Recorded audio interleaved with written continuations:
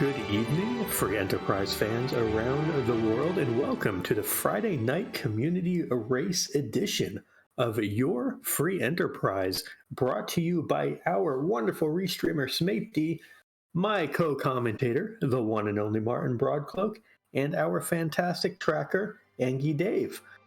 Looks like the world is currently full. Our position in queue, well, you all know how this is going to go. It's a lie. Those numbers are way too small. Yeah, those numbers should be much bigger. Like 6,000, right? 8,000, depending on your server. I've seen images everywhere, and it's like, you have time for a nap, a shower, a nice drink, maybe some dinner, come back, and you're still not getting in. Well, but at least you have spoilers from us here in the booth to look forward to now that we talk about everything that's going to happen in Endwalk. Oh, I'm not supposed to do spoiler. My bad. Okay. Free Enterprise. That's true. There is a whale. There is a whale, and it has great music. Yeah. I've seen quite a bit, and I've played none of it. But yeah, I think, you know what? Let's talk about the free enterprise that we have going on. I think that's what we're ultimately here for, right, Martin? Well, I mean, I see 4 Edwards on the screen. Well, so I guess Oscar's here for this, and the rest of us are riding along. I mean, we were talking about this earlier. It's like there's 4 Edwards. We look at the 4 restream, and they're all pink puffs. True. I think somebody had her finger in the proverbial pie on this one, because, Yeah, and I mean, guess she's laughing all the way to the bank on it, too, because defeat Golbez right there is objective number 1. Ha, ha, ha. Everybody's favorite. It's a boss that exists. No, I'm not going with that. No, but let's talk about one of the interesting. You can kind of see just a sliver of it on Reckless Charlie's screen, right at the bottom where it says "Win Game." Yeah. You would immediately think, oh, that means I don't have to get Z levels. Oh, it'll be fine. Well, conquer the vanilla Masamune altar. You're probably going to want some levels for that. Yeah. Complete the sealed cave. Yep, yeah. Rude sealed cave could wreck your day. Launch the Falcon, a nasty hook racker. There's a lot of nasty in this seed. Speaking of things that are kind of nasty, we didn't get a starting key item because I refuse to acknowledge the Twin Harp exists. So it looks like our runners are going to be basically going for a 16 out of 16 instead of 17 out of 17 today. Yeah, nothing like, fading on Twin Harp when it holds your darkness crystal till the very end and losing by half an hour, right? I've never done that this week. Nope. Okay. This week. So we have Edward, we have Dark Knight Cecil. Where do you want to go with this party? Who do you want to see with it? What's your early route here, Martin? Find a dancing dagger. At all costs. So, as much as I love the Evelyn play because you have Cecil, as we immediately see Jabron probably beelining over there, I'm personally hunting for a dagger, which means probably Watery Pass, Damsian Treasury, anything that, you can hit a tier 3 and possibly spike one of those, because that's where your early game damage is going to come from. That or J items. Yeah, I definitely agree. I'm a big fan of the Damsian basement on this because it's 12 fairly closely packed together treasure chests. It's kind of like a mini treasury. And yeah, you can just find some good stuff. Speaking of good stuff, if Charlie can find someone to use it, that's a heroin robe that has been located in Watery Pass. E-Ninja also going to pick that up. So potential huge value for our Watery Pass runners should they find someone who can equip that. Yeah. Yeah, obviously, Hobbs is now you're thinking about Hobbs. Now you're like, a Poe realm on Hobbs right now. I'm not complaining at all. Yeah, it also mitigates the relative necessity for something like a dancing dagger. You might be able to find an alternative source of damage, a power staff even to bonk with. Very much so. No, we do see a Gaia drum in Eblin. We see a grimoire in the back of Watery Pass. So a bit of key item, not key item, J item parity. Doesn't look like you're going to get a huge benefit on J items going one or the other. Grimoire more of a high roll potential, Gaia drum more consistent, but nice to see the runners all going to have access to something. Yeah, I was watching a ninja screen, also a flame whip on the backside of Watery Pass. So all of a sudden now Rydia and another heroine robe sitting in Eblin. So that's two that we've seen. That also means there's item parity there, that Eblin and Watery Pass are both going to have the access to a heroine robe. So that's nice to see. That means that it's not going to favor one side versus the other, as these are two of the more predominant places to loot. Especially on T Wildish, where you want that kind of high tier, potentially locked away loot. So very nice to see it even out for the runners. Yeah. No, and we both played this flag set quite a bit, at least as far as T Wildish goes. I mean, we have a feel for, kind of the two spots between Watery Pass and Eblin that are great. Obviously, I'm a huge fan of Eblin because, hey, Cecil. But at the same time, it's like, do you really want to come here twice? Because, yeah, chances are a lot of these runners, once Cecil gets upgraded, those trap chests in Eblin, those definitely stick in your mind as, hey, maybe I should go get some levels and maybe peek at these things and try to hit a nice shiny sword. Well, and not only a potential nice shiny sword, but if I'm not mistaken, adamant armors are on in this as well. So I believe your 30% chance at a tier 8 now also includes one of the best pieces of equipment in not just this Final Fantasy game, but any Final Fantasy game in the adamant armor. Yeah, I was going to say any character in your party would not exactly complain about having to wear one of those. Like, ouch, twist my, oh no, it's an adamant armor. I'm so sad. Looks like there's your Rydia up on Hobbs. Well, she's that's actually normal resting spot for Rydia, so that's okay. Yeah, Reckless Charlie using some of those store rages rather than saving them for things like a Kainatsu. Going to try to get through here, but low rolls the third one. Looks like a Ninja joining him and going to be using his store rages. Yep. And we have 3 of our 4 runners up here on Hobbs getting their Rydia. Tall Grant, I assume, going to be right behind them, as he did a full loot of Eblin, did not skimp out on anything. So a little bit behind, but picked up a lot of fantastic gear from that Eblin check. I'm watching Jabron, right? I'm curious to see if he picks up Rydia, and he doesn't. That's interesting.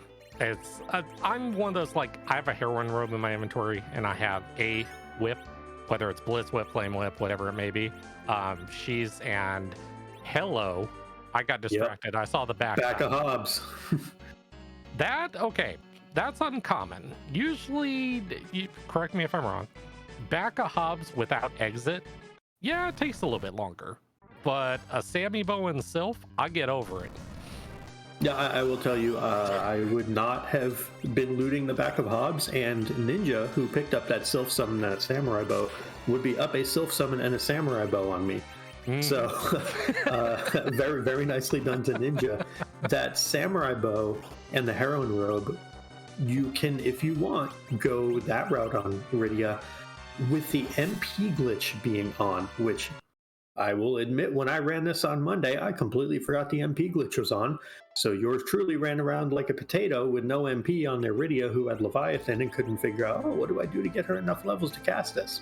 If you know the MP glitch exists, which it's on, you don't have those concerns. You can just keep going ahead and casting Sylph in Ninja's case. So we'll be interested to see how that all transpires, because that is a huge leg up for him over our other runners right now. I did see Grant up there with the Cursed Ring in the inventory as well, so that will be great for the mid-late game side of things. Yeah, Cursed Ring, absolutely huge. Really nice, especially for the Sealed Cave, in my opinion. Sealed Cave having somewhere like 66 agility, incredibly fast spot. Cursed Ring helps alleviate a lot of that concern, giving your characters agility parity, so they're able to actually take actions instead of just having what being vanilla and Evil Wall, just bearing down on you punches after punches after punches. Right. So, and it's not just that spot, it's also like the march. I mean, there are spots, like, if you are not set up for agility, it will, speaking of a wall. Yep. Well, I don't think you have to worry about this one running you over this time. But yeah, no, the march also. I mean, you're looking at spots with, you know, like you said, 66, 42 agility. That if you're not anchored properly, those spots will run you. And K Summon's on, so they could have value. Yeah, it definitely is a situation where those moon spots are fairly tolerable, with most of them having between 25 and 30 agility, but those Feymarch spots and that Odin spot in Baron Basement, some of those have 40 to 60 agility, which is faster than most characters are ever going to get to throughout a course of a normal run. So that curse ring really helps bring that all back to kind of a level playing field, and really is going to benefit our runners, especially Tall Grant, who found that curse ring already. And just a casual Hourglass too I see laying around in Antlion Cave. That's always a nice pickup as well. Hello T Wildish.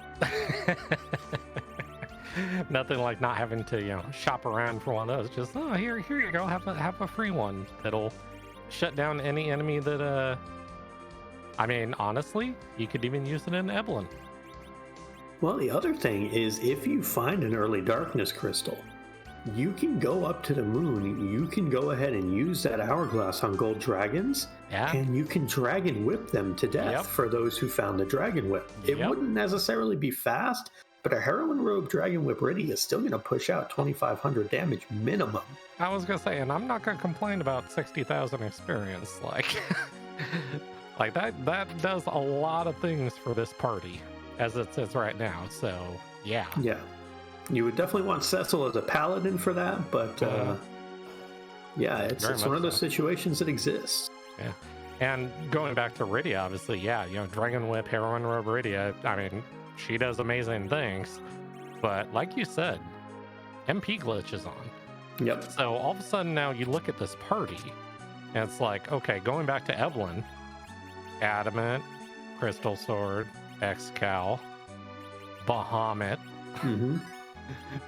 I mean, there's a lot of stuff in Trap Chest that is going to help out this party right now, and we're only at 3 people. So...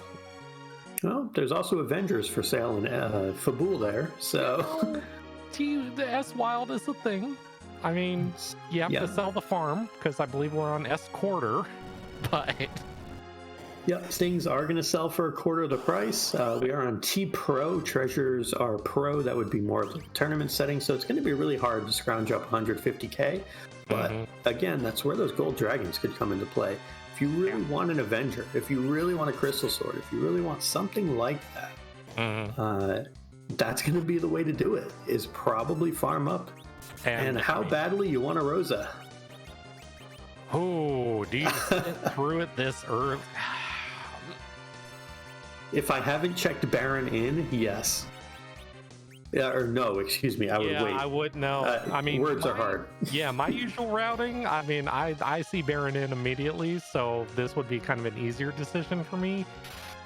It's Rosa, though. Like, how do you turn down the Premier White Mage? Yeah, no disrespect meant to Porum. She gets enough of it naturally. You see a Rosa, you want a Rosa. That's an endgame character. This party currently has 1.5 endgame characters, probably, in Cecil and Rydia.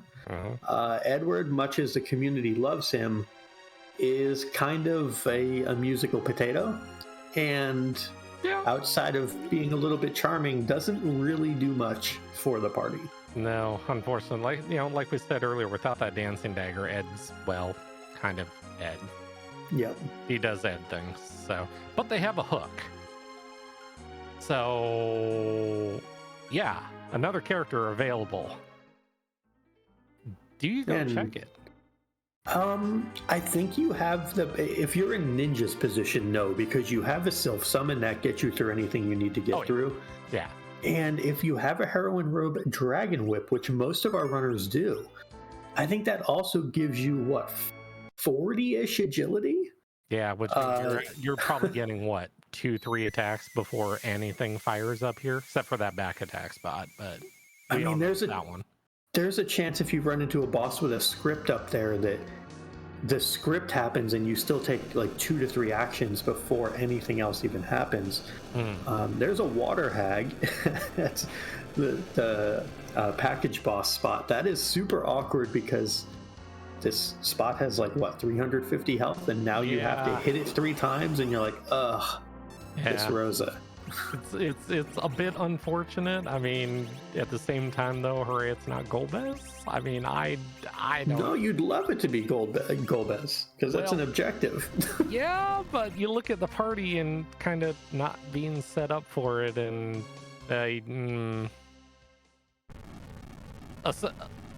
with the levels and the HP you're at, a surprise Golbez at this spot, if you're not ready for it, can flat out kill you, and you just wasted 3 minutes. That's fair. That's definitely a possibility. Yeah, it's sketchy, I would say. Speaking of sketchy, Octomam feeling bad about its decision to go ahead and attack the party. Jaybrun just plowing through, making great use of that Heroine Robe Dragon Whip that we talked about.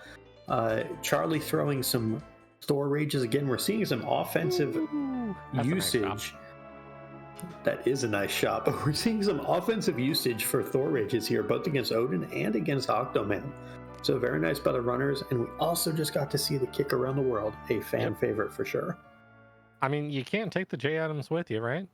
It's like finishing the game with elixirs. You know, I understand they're collectible items, but at the same time, use them if you got them.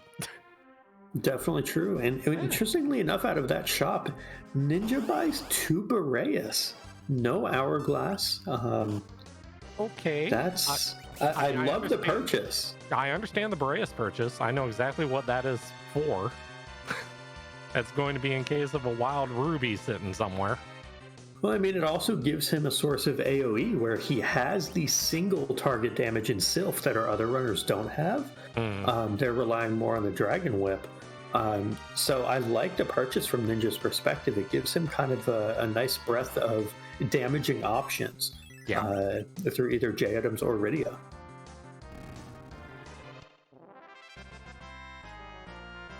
So yeah, a whole bunch of kicks around the world. We've got Water Hags on both sides. Ninja's heading to Fabul to get his hook. I'd be curious to see where Ninja goes after he grabs this hook. I think Ninja's going to join our other runners up on Ordeals. I think everybody gets up Ordeals here. Yeah. Just because it's a Cecil in the party, and yeah, he's just going to want to go burr. We will see how aggressively folks manage their inventory here and how much extra looting they do to try to afford things, because as nice as S-Wild is, the issue is you can't afford much. All the shiny things are really expensive. Yeah, S-Wild Quarter is the ultimate window shopping flex. It's like, ooh, look at all the shiny. How am I affording all this? I don't know. I mean, nothing a Gauntlet at a Ogopogo won't fix, right? I hear that's good money. Yeah, it's one of those where you look down and wonder, how am I at 500,000 gold? And then you realize you did the alt Gauntlet at Ogopogo. You're like, oh, that's right, I remember. Oh. So yeah, I mean, that's a thing that could exist. Tall Grant, ooh, he gets a little bit lucky there. Kaipomus decides to cooperate. Speaking of things that a Dragon Whip is good against, that's a Wyvern. But I don't think Jaybrun has the Dragon Whip equipped. Let's see what this is going to do. I will say that damage did not look very Dragon Whip-ish. But the old dragon's down, and not going to be a problem for Jaybrun. I mean, the good news is the Heroine Robe, when we were talking about speed earlier, you're outspeeding that thing. So, I mean, if there's Dragon Whip damage right there. Yeah, that was Charlie saying, no, I'm good. We're just going to boop and fight's over. Yep.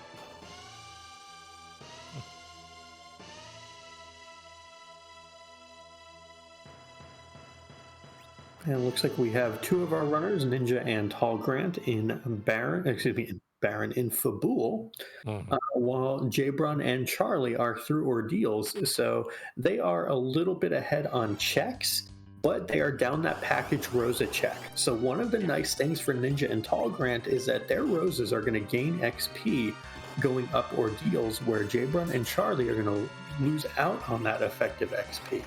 So it'll be interesting to see if that XP routing for Ninja and Tall Grant pays off, or if there is an alternate way through.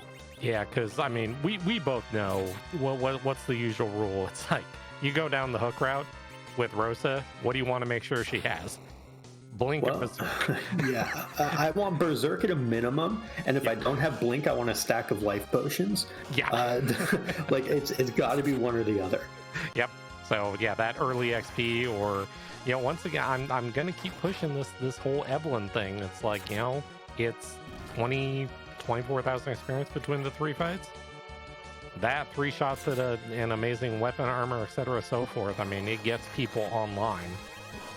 So we'll see if any of the runners decide to do that, especially with the hook, because you're gonna be right there. Yeah, I would assume. Well, I know for certain that Charlie and Ninja will do Evelyn Castle because I know very much how they play, as do you.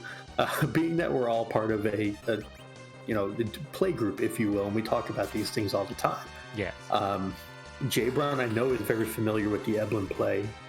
Tall Grant, I'm not as familiar with the play style, but it would not surprise me if we see all 4 runners in Evelyn doing trap chests to try to get a shiny sword for Cecil and to get levels for the party in general. Yeah. Unfortunate wipe there on Grant's part.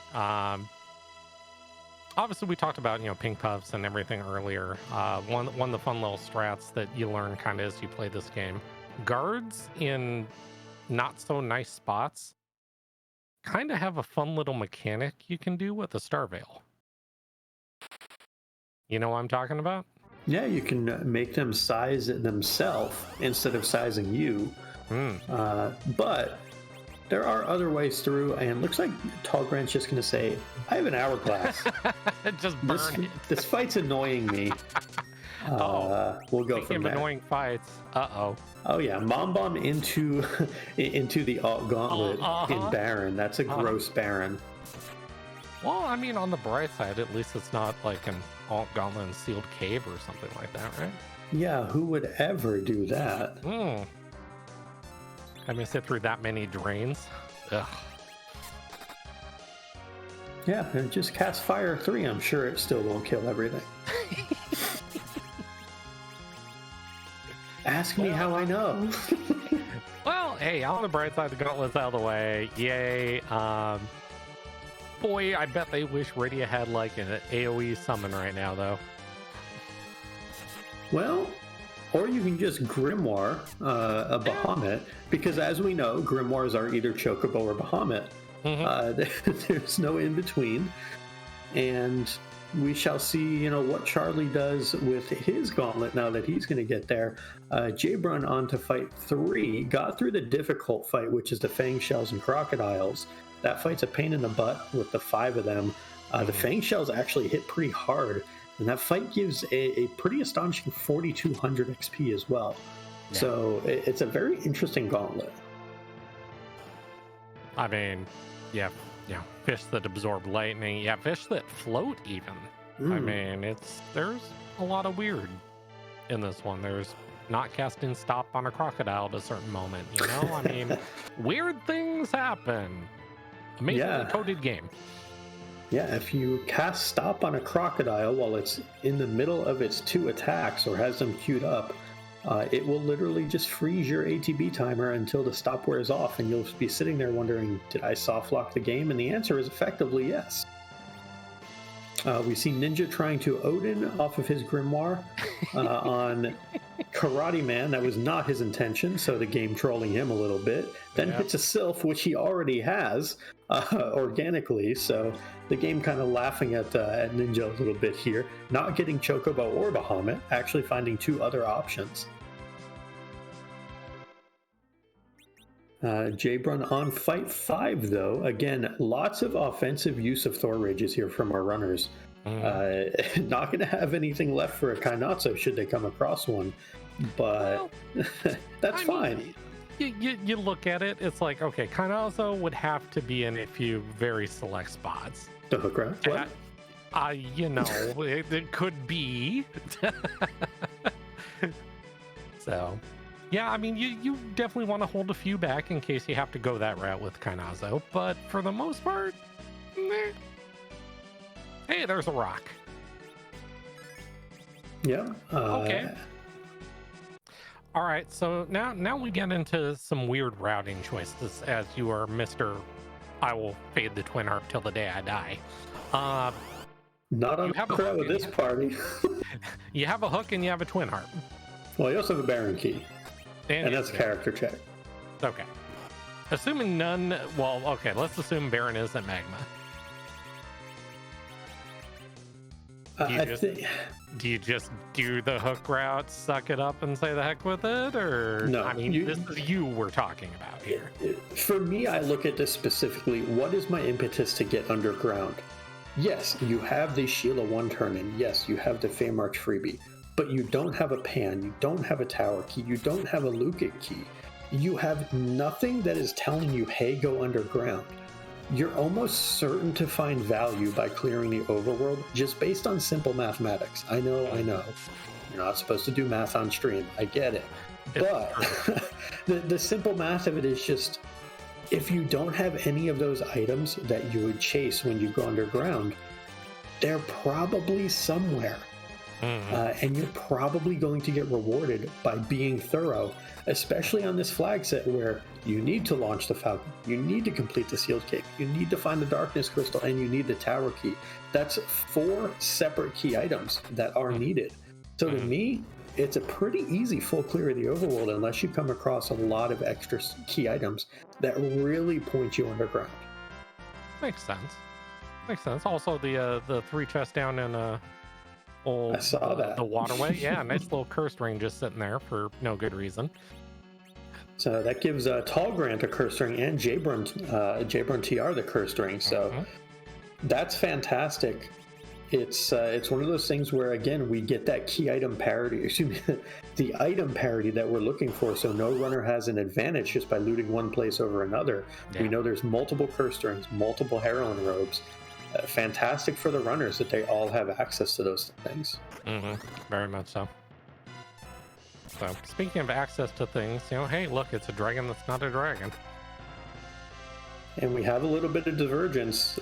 Charlie saying no to that dragon right now and saying, I want that Evelyn. And this is not unexpected. Again, for a couple reasons. We know the potential for shiny swords for Cecil. Yeah. Nothing breaks a game open. Okay, well, maybe Bahamut does, but nothing breaks a game open like a shiny sword. Let's go down the laundry list. What do we have at 7 that fits in a treasure chest? You have a white shirt, you have Hanzo. My favorite that I could argue should be tier 8, which is Avenger. You've got the shiny swords. You've got the adamant armor. No adamants on this flag set. We did get corrected. 5 of those are useful for this party. Yeah, I mean, a white shirt opens up cover strats for Cecil. Yeah. So, there's, if you hit a 7 or 8 in here, you're not really complaining about any of them unless it's, exactly Hanzo. This is a dangerous fight. Magus Sisters on the Baron Throne, they have increased magic defense and they deal a lot of magic damage. Yes, they do. Because in the vanilla game, Kainatsu's waves are supposed to hit here. Yeah. And waves, while they deal true damage based on his health, still have to hit. Which means the magic power has to be scaled accordingly. So unfortunately, as someone is going to die here to the magic, not the physical, but this probably takes out anyone but Cecil. Yeah, barely. 750 damage. That's actually the perfect hit for Jabron, but this is a little bit of a ragged fight. I mean, it's not a 3000 ice 2 cast or anything, but boy does it hurt. There's Samurai Bow mute arrows from Rydia though, taking out Mindy there. That is huge to help get him through that. Yep. Meanwhile, Charlie is getting through his first trap chest, getting some levels. Yang fell down, gets a life staff. It's a tier 6, not what you want. Ninja getting through Mom Bomb, Tall Grant going through, finishing up ordeals, Rydia getting charmed, Yang getting killed. I was gonna say, if she shoots, somebody's going to die. Yikes. So it looks like Yang is just falling down on everyone here. It looks like Charlie takes a reset. His party got pretty well handled by that soldier and staleman fight, which is not surprising. And yeah. Hi, Paul Rom. No, you see, we're missing a character, and we're also missing a key item from the start. As far as I'm concerned, Baron Castle has nothing of value except a Steamish check. I mean, I will say though that Porum will take our runners Jabrun and Reckless Charlie away from the package Rosa. Yes. They're going to be not necessarily rewarded for fading the package, but they get a good enough white mage. Mm-hmm. It's also kind of a reprieve for Rydia in a sense too. If you're going to end up weaponizing Rydia to where, let's say you find Leviathan, all of a sudden the heroin robe and everything, oh boy. Ooh. Well, that's not magma, but that's something else. About those gold dragons. Yeah. I would be very inclined to take a pair of gold dragons or try to find them or try to find some way to scrounge up the money for an Avenger. Mm-hmm. Or do a grind or something. That darkness crystal from the Baron check is huge. And a pan as well. So okay, so now you have all the choices in the world. Good luck, God bless. I will say, okay, if it was me and I had all this in front of me, obviously, like you said, gold dragons are huge. We know Hourglass 2, well, there's a siren in Eblin. Okay. We know Hourglass 2s are for sale, which means hair dryers are immediately online. And it may not be 60,000 experience, but it sure is like 31 and change. 30,600. Yeah. So, and all it costs you is Hourglass. So yeah. It's effectively the same as buying a siren. It's a little more pricey, but you also get a potential tier 6, 7, 8 item from it. So that's another potential stab at a shiny sword for Cecil. Yeah. Charlie had me faked out there for a second. I thought he was going to go through and just dive the hook right there, but decides I'm going to go back to Fabul, and maybe he's going to try to put enough together to buy the Avenger. Might be. I mean, looting, it's once we go back to this looting thing, it's knowing loot tables and things like that. It's like you look at the inventory he's selling. I mean, he's got things he can afford, but looting the better spots and finding the better items, even at S quarter, they still sell for. I mean, I'm not against hawking a crystal armor if I need to. I don't know that I would hawk a crystal armor with this party. Well, now, you get my point. Yeah, but yes, I absolutely do. And needing cover Cecil, no, you don't do that. But if you're going for an Avenger, though, finding those high-priced items in Watery Pass, etc., that you can sell for the 150 grand. Oh, Charlie buying an Ogre Axe. That is a very aggressive purchase there. Can't but get the Avenger, but says, give me an Ogre Axe.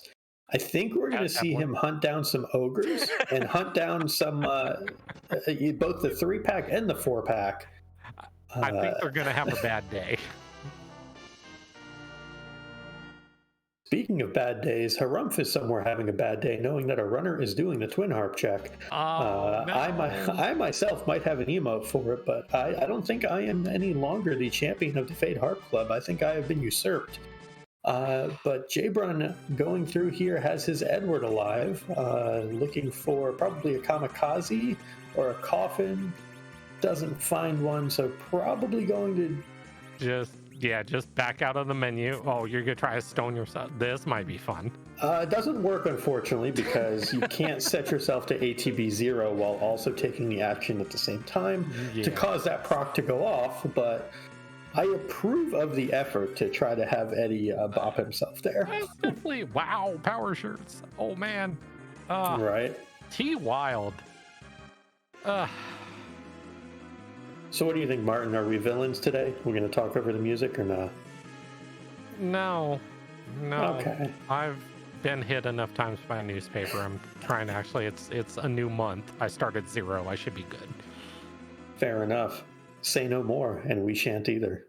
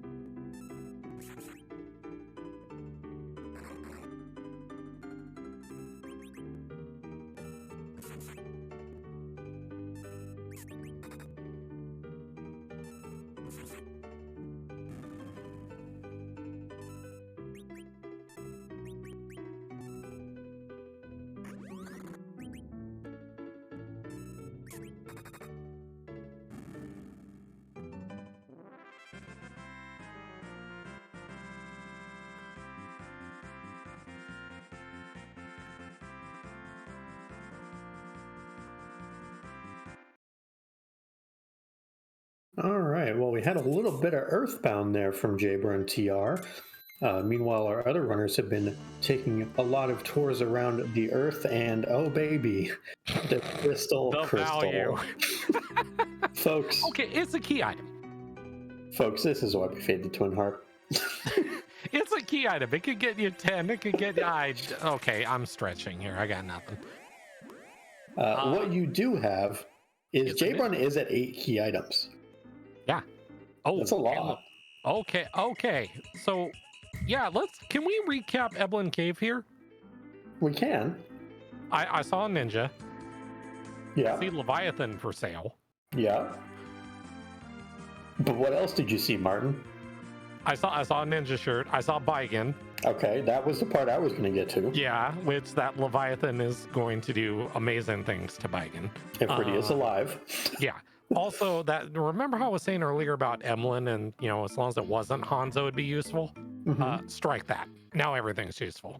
Fair. Except the Dragoon Spear. It's a dart. It sells for money. I do 100% agree with Charlie's decision. Well, two of them, in fact, here. One, sees that Baigen, says nope. And two, goes and buys that Leviathan, also understanding that you don't necessarily want to arm grind, and Rydia is your way around said arm grind with the Leviathan summon. I also like Jabron's check here, going to the moon to take a look and see who the character is going to be. Person who finds the Fusoya first, assuming Fu's available, I don't actually know, probably should check that. But if you find a Fusoya, the advantage that you get is indescribable. And looking at the flags, it looks like C standard, no dupes, maybe a Zon. If this is a vanilla Fu, that is a huge advantage for Jabron going down this hook route, and everything beyond that as well. Yeah. I mean, yes, it takes more time, but you start picking it up immediately as you start going to do this. It's kind of like your age-old thing of, grind early, grind often. It's like, yeah, if you're going to go do a cheeky whatever, D-Machine, Mac G grind, whatever you choose, yeah, it takes you a while, but you start picking up speed on all the fights everyone else is kind of like, ow. Through which the hook route in Baigen, that qualifies as an ow. Especially with this party. This is interesting for Jabron. We have Edge. Hi. Both on the hook route and on the moon. So that's kind of neat. Why, yes, you're coming along. Goodbye, Ed. But we have Charlie, not so recklessly, I would say, heading down this hook route. He's actually quite well prepared for it. The one thing he doesn't have is a cursed ring. Yeah. So Talgrant and Jabron having access to that cursed ring, where Ninja and Charlie don't, that's going to be a huge advantage for them with this Baigen, and I wonder if it will dictate some potential decisions, that the runners make as far as where they route, what they do. I also thought Jabron was about to buy 40 moon veils. I'd find a use for him. I'd be okay with that. But I think we're looking past one very important thing. Yeah, that's Baigen, hooray, yeah, woo. That first fight. Yeah. I mean, if it's DKC there,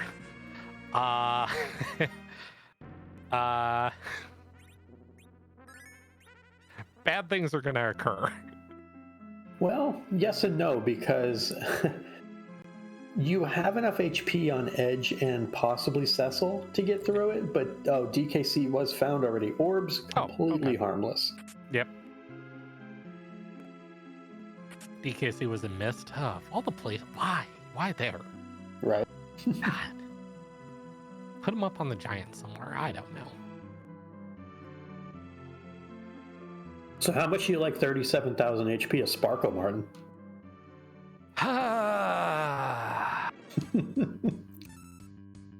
I'd say 4 of the 5 I'm okay with. I really don't like seeing Ogopogo there, though.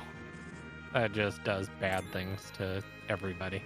Seeing Plague there is extremely curious for me. Why? Just because the veil trick and... Yeah, you can put up a veil, you can reflect slows. It's going to take a hot second, but it's also going to get you like 30,000 XP. Mm-hmm. And a key item that maybe some people would fade, because why would I play with that spot and that amount of HP? It's an interesting one. I'm curious to ask if the thought ran through Jabrun's mind, because I know that he has the skills to certainly get through that fight. Mm-hmm. I'm curious if that would have run through his mind to do that. I think he may be giving us the tour of Eblin Castle as well, being very thorough. And Charlie also being thorough in his ability to just wave things away. Saying goodbye to, well, I guess a singular orb, so that's kind of curious. Oops. But I guess that one orb in particular is super dead, so goodbye, orb. Now, I will say you're going to want that Dragon Whip to come off for Rydia for this Volume fight. Yeah, absolutely. Yeah, because right now you're... Yes. Yeah, very much so. But not immediately off. The way that y'all want to do this, and this is a really cool thing about Free Enterprise and Final Fantasy IV, agility sets at the start of the fight. So you go into battle with the Dragon Whip on, and then you go through and you remove the Dragon Whip right away, and then you replace it with a different weapon. It will update the stats for things like magic, for things like attack, but it won't update the agility, which gets set at the start of battle. So we'll see if Charlie goes for that strategy here, where he gets the agility on Rydia at the start of battle, and then the bonus from like a Change Rod or Charm Rod or something during it.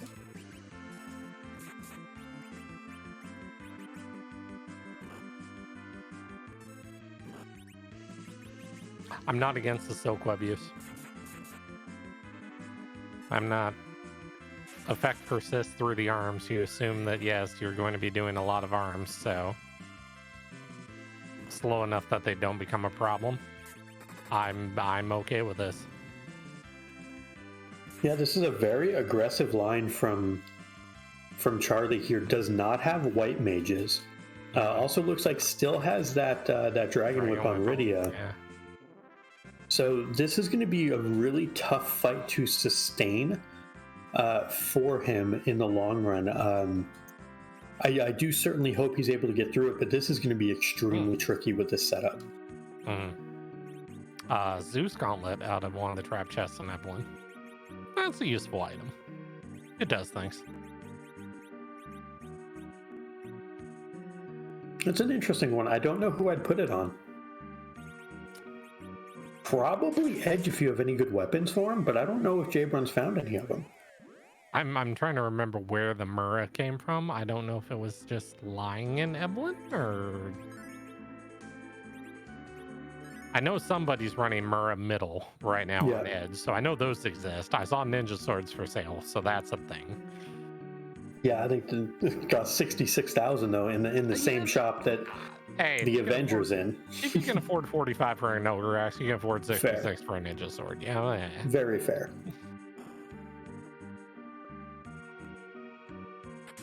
Yeah, the one property I do love about Zeus Gauntlet, though, is that it does enable a very fun Max G grind.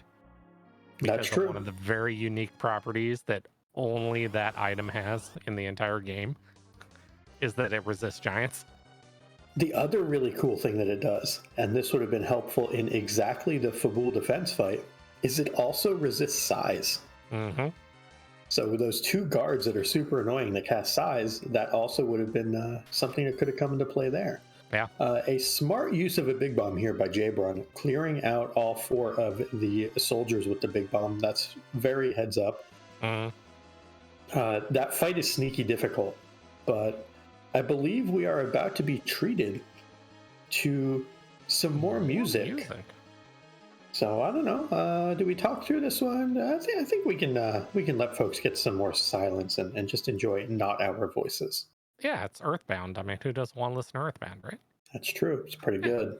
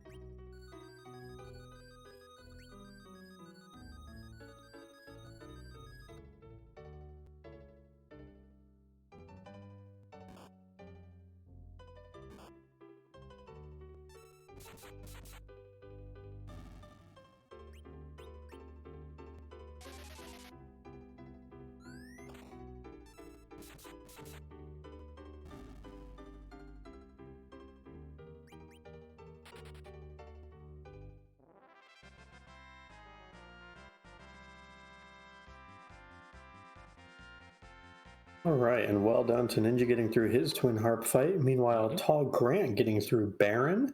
Gonna go turn in the D-Mist and get his Darkness Crystal shortly. Charlie taking attempt number 2 at Baigen. Again, with his party, this is a super difficult fight. I'm not surprised by that. It looks like things are going a little bit better, but this is still pretty rough going for him. It'd be very impressive if he's able to get through this. I think that Leviathan cast came out before the arms were up, so I'm a little concerned that this Leviathan cast is not going to hit those arms either. Yeah. Jabron got through all 3 trap chests in Eblin, so all of our runners making good progress, and looks like we're going to have runner 3 of 4, Tall Grant here, going to be going to music as well. Yep. Yeah, I look at, Charlie, and obviously we've all suffered nasty hook routes before, and Baigen kind of ranks up there as not a real pleasant one to deal with. Having the MP glitch on is fantastic until the fight dictates that you can't use it, and this happens to be one of the 2 spots that basically decides it's going to heal you right before the fight. The other one is the elements location, so your MP glitch kind of goes out the window, so you can't just spam Leviathan. Yeah, it's kind of terrible exactly in this situation. Yeah. That you would just love to have access to 4, 5, 6 Leviathans, and the game says no, you can have 3 plus whatever MP curatives you have. Yeah, good luck. I mean, we're used to obviously the quack in and what I'd like to affectionately call the quack loop, where it's like, hey, the arms come out, quack. Hey, the arms came out again, quack. Leviathan works just fine for that regard too. So, but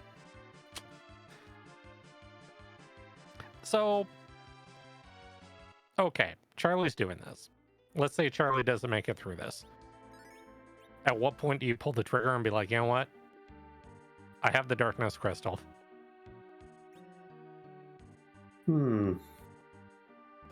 Depends how comfortable you are with this party and doing things like a plague fight, like a potential Mac Giant fight.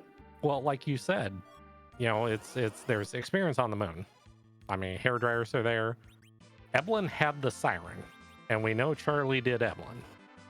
So he's got a siren too. So that's 90,000 experience sitting up there just waiting. Yeah, Charlie also has not done the package, Baron, or the Twin Harp, though, taking this very aggressive route. And there's a lot for him to do and a lot that he's able to do right now. I mean, it's tough. Yeah, it's like, obviously, you know, the way a lot of us play this game, it's, you know, we don't like letting spots beat us. That's the nature of what we do. But at some point, you have to realize you may not get through this fight, and you're gonna need something else. Yeah, I think the saving grace here is, you know, something we kind of alluded to is cover strat Cecil. Right now, this fight seems to be doable. We have the back arm that's being left up. We need to get a cure on Cecil, though, here. Otherwise, folks are going to start to get bopped. So there is a single cure 2 there in the inventory. Yep. I think Cecil might end up cure 2ing himself at some point. Charlie also took a bit of an unfortunate roll with a Odin off of a Grimoire there as well. But if these vampires would stop hitting Rydia for him, that would probably be great. I guess she's served her purpose at this point, but body's down, he's through. Hey, there you go. Someone's gonna die when this arm explodes, but he's through. Hey, couldn't have found a better target if he tried. There you go. So, GG's to Charlie. Very nicely done getting through that with that very ragtag group of characters. Very much so. The one thing that Charlie has done that I really liked is keeping Yang down as an anchor. Yang starts at 8 agility, so it's very, very heads up to do that. He does have a curse ring in his inventory. Oh, does he? Okay. Yeah. Excellent. Yeah, I saw it as he was menuing through it, and I'm sitting here like, well, either he has 2 and he's got 1 on Yang, or he doesn't realize he has 1 in his inventory. Yang's just at 8 agility. I haven't decided which yet. Well, that means we know of at least 3 of our Forerunners that have cursed rings, so that's good. I don't know about Ninja yet, if he has one or not.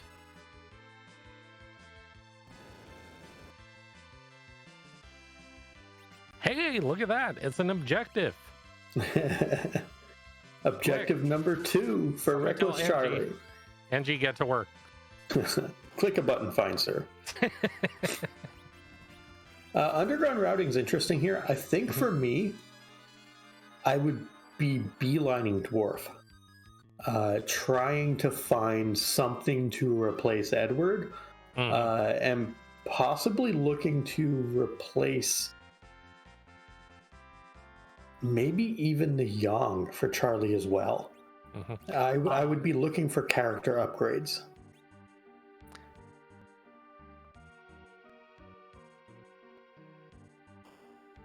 I'd agree with that. Like, you know, like we say, if you don't have direction when you go underground, I mean, Dwarf's kind of the play. It's, you know, character check, and it's a possible item that may point you in a direction. Worst case, you're coming down to the march anyway, so yeah. Yeah, there is always the chance this free key item check just gives like a crystal sword or something, though.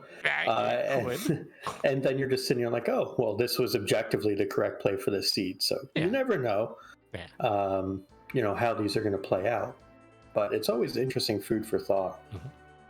The underground routing, when you don't have, you know, the pan that we talked about, the tower key that we talked about, when you're just kind of left to your own devices to figure out what to do, finding a pink tail for a potential tier 7 or 8 item is a pretty good start. That might lead me away from Dwarf Castle for right now. Okay, 2 things. 1, it'll be a white shirt. It's always a white shirt. 2, I just saw Grant did buy Leviathan, but it came at a price. And I'm hoping Grant has 2 cursed rings because he just sold the one in his inventory. He might. If he looted Baron while he was going through, we knew he had the one early. Yeah, so I think he's okay, but it's always a concerning sight when you see a curse ring being hawked.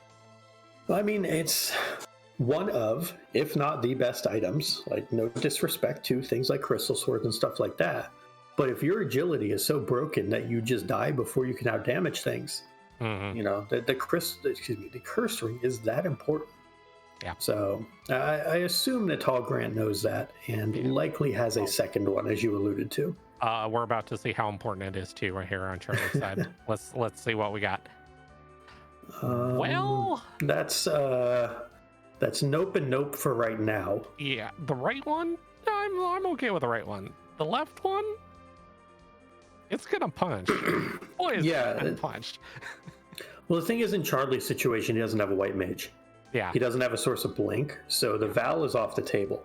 If you have a blink caster... Oh yeah, the fight's free. Yeah, the fight is absolutely wonderful.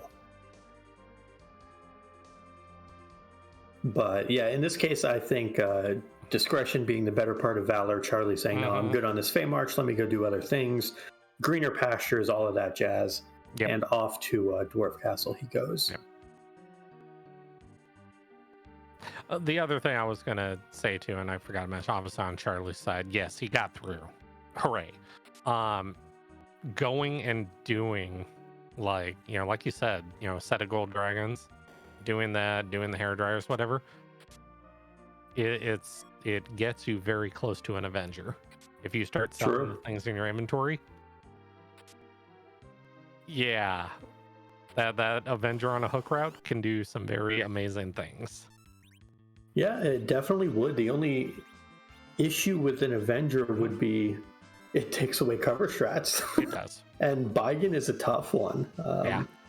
So yeah, that would be a very interesting situation. It looks like Tall Grant exited out of the hook route and came back in. I wonder if he was trying to reset maybe pre-Murasame sale or something like that. If he had the Murasame. Yeah. Tough to say, but I'll be brutally honest. With all the amazing things in the shop, I get distracted by shinies. Oh yeah. I would have hawked the Murasame, and then I would have regretted it when I saw the edge. Oh yeah. It would have been gone. Yeah, I would have been looting until my heart was content to afford either a Leviathan, a Bahamut, or an Avenger. Yeah. Oh, looks like Tall Grant checked demist and reset out of the pan. Interesting. So did want to make that demist check before fully diving. So that makes sense. Probably quicker to check it once you do the underground loop in your freebies. Yeah. Rather than to go through and do it now.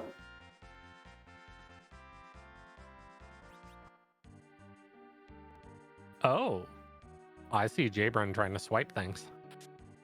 Yeah, a couple Bacchus wine will go a long way. He has Porum, but that's a single Berserk caster. Yep. And more importantly, it's a single blink caster. Yeah, also true.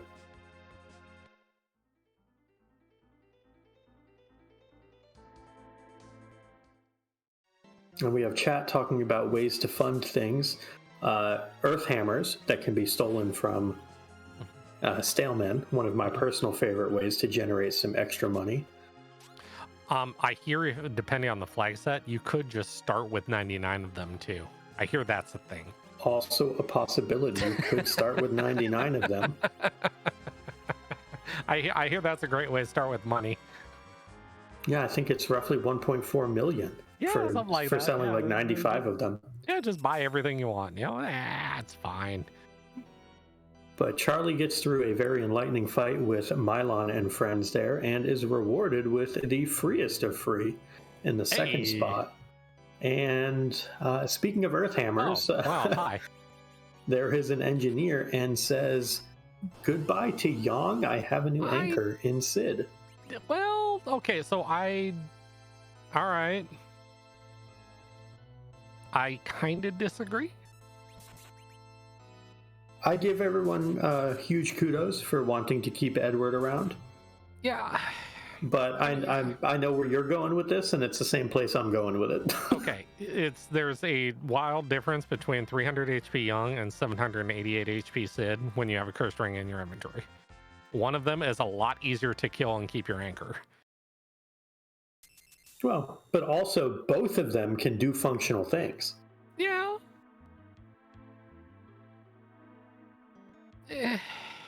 It's tough. If the spoon flag were on, I would be 100% on board with keeping Eddie around. I just, it hurts me to limit yourself with characters, especially when you can get them back. The see buy flag is not on. Yeah. So you can get the characters back, which is something that you would want to do. Speaking of something you'd want to do, Dwarf Castle is something you want to do because yeah, a samurai helm. Wow. Yeah, samurai helm. Yeah, that's fantastic. Ooh, you don't want a samurai helm? And tents. Hey, that's you know what? You give me a shop with wine and camping gear, and I know a lot of people will be very happy with that. Just kind of run off like down southeast of Coco's shop there and just kind of camp out. There you go. Stay away from the centipedes. Yeah. Yep. Throw up the old tent, and oh boy. Maybe bring the hoverboat with you from the overworld.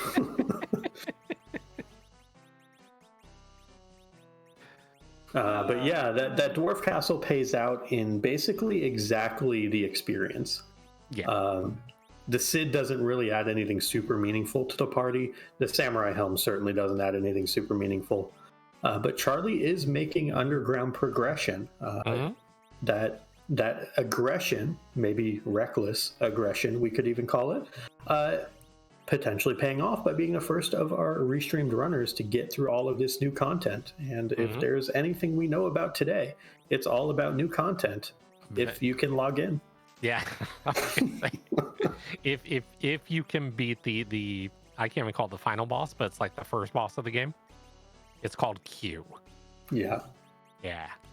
See, normally playing Q is a way to deal with CPU. This is CPU striking back. Yeah. The Q does have one. The Q does have permanent virus on it. It does count down, and eventually it will hit 0. So like 18 hours later? Yeah, it's a really slow virus. I heard if you virus Aromas and sit for 18 hours, it eventually dies. So that's kind of what is happening in FF14, right? I'd like to hope my computer would just automatically reboot if it ever caught me trying to do that. Like, what are you doing, Martin? Why are you doing this? No. Ooh, Charlie, are we going eyeball hunting? Might just be going top of tower. Keyless Tower, I mean, yeah, but you have Sheila 1, you have Baron, you have all these things. Yeah. And you have Edge. Like, I think you're going eyeball hunting. Are you stealing sirens? Yeah. There's a lot of different things in play here. Yeah, I was going to say, hourglasses are for sale. I mean, even if you only swipe like 5 sirens, 5 hourglasses, and 10 gold dragons. I'm okay with this. And now you can afford the Avenger and a few other things. Definitely true. But looks like, yeah, we have Charlie taking on this alert here. Tall Grant cleaning up this CPU. Ninja making his way down the hook route to join Tall Grant shortly. And Jabron getting to what is probably the most difficult boss our runners are going to see this entire seed in this hook route by-game. Yeah. Hey, you know, we should all go follow these runners. I hear they're good people. I mean, they did volunteer to be restreamed. So, I mean, obviously decision making not their forte, but they're still really good streamers, so you should still go follow them. Yeah, all 4 of these runners are pink puffs as well. So, if you are a new player yourself, you are closer to the big screen than you think. Very much so. These are. Yeah. You just have to sign the NDA that says, you know, you can't hold the commentators accountable for anything they might say. Or eat. Yeah, or eat. Yeah, that's true too.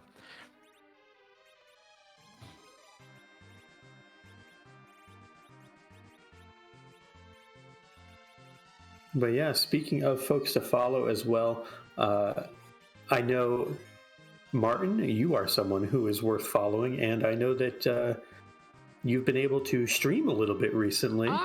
Look, I'm getting So back. Hours. Okay, look, sleep and time are like concepts that sometimes happen. So I'm working on it. We'll get back into the swing of things here. I personally look forward to it. So and you should go follow this possum guy. I hear he's quote unquote sagely. You should also a cornucopia of information on sure, all we'll go things with free that. enterprise and let's see what else. Storybook Brawl. Aaron Rodgers. If you've ever heard his spiel on Aaron Rodgers, you should tune in his stream. It's a great monologue, let me tell you. I'm shaking my head right now because we're not discussing that. But the yeah, so give everyone behind the scenes a follow as well. We have Dave, who is the reigning Ping Puff League champion, as it were. And we have our restreamer, Smeepty, as well. So give everyone a follow. They're all great people. Don't give Ogopogo at the top of tower a follow, though. No. That's just icky. Yeah. I mean, the good part is, yeah, the waves keep coming, but I mean, it's not going to hit you too hard here. Gonna hit hard enough. You still don't have a white mage. Well, 2/3 of the time you do. That's yeah. That was the other third. Mm-hmm. I know that third all too. Boy, do I have stories about that third. The good news is Edge is fast. Cecil has a shiny sword of some sort, maybe a light sword there. Yeah, he bought a light sword in Dwarf. He popped the farm for it. So yeah, you have two good DPS here. Rydia basically needed to land that Asura. That doomed that fight, sadly. I guess she did land the Asura, but landed life, which is not what you're looking for when that's your white mage. No, not at all. So Charlie with the right idea. Honestly, just getting a little unlucky, hitting the 1 in 3. So chalk it up to some bad luck and just kind of go back and do it again. Mm-hmm. He had the right setup. He'll get through it. So I have no doubt. Yeah, and you know it's definitely one of those. I mean, yeah, you died to Ogopogo. Okay, we've all been there.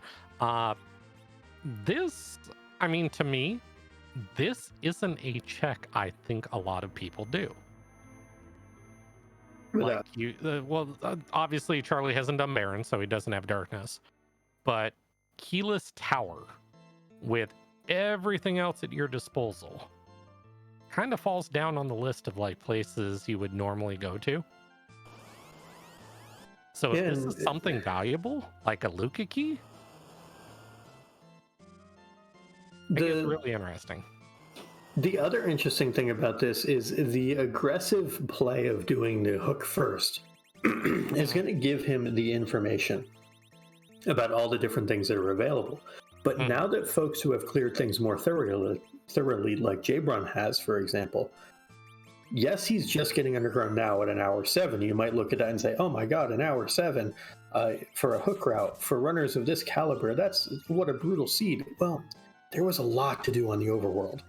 Yeah. And you didn't get the edge until you went to the hook. And even then, you don't have good weapons for him. So you just have a lot of ground you have to cover. And it's a Baigen on top of that. Mm-hmm. But and also to Jabron and obviously the other runners, they have white mages. Exactly. Like they're going to catch up. Levels. Yeah. So Charlie has to keep doing unorthodox things. I think that's part of the gamble here. If he were to have gotten through Baigen first time with no hitches, I think you see a much more orthodox route, if you will.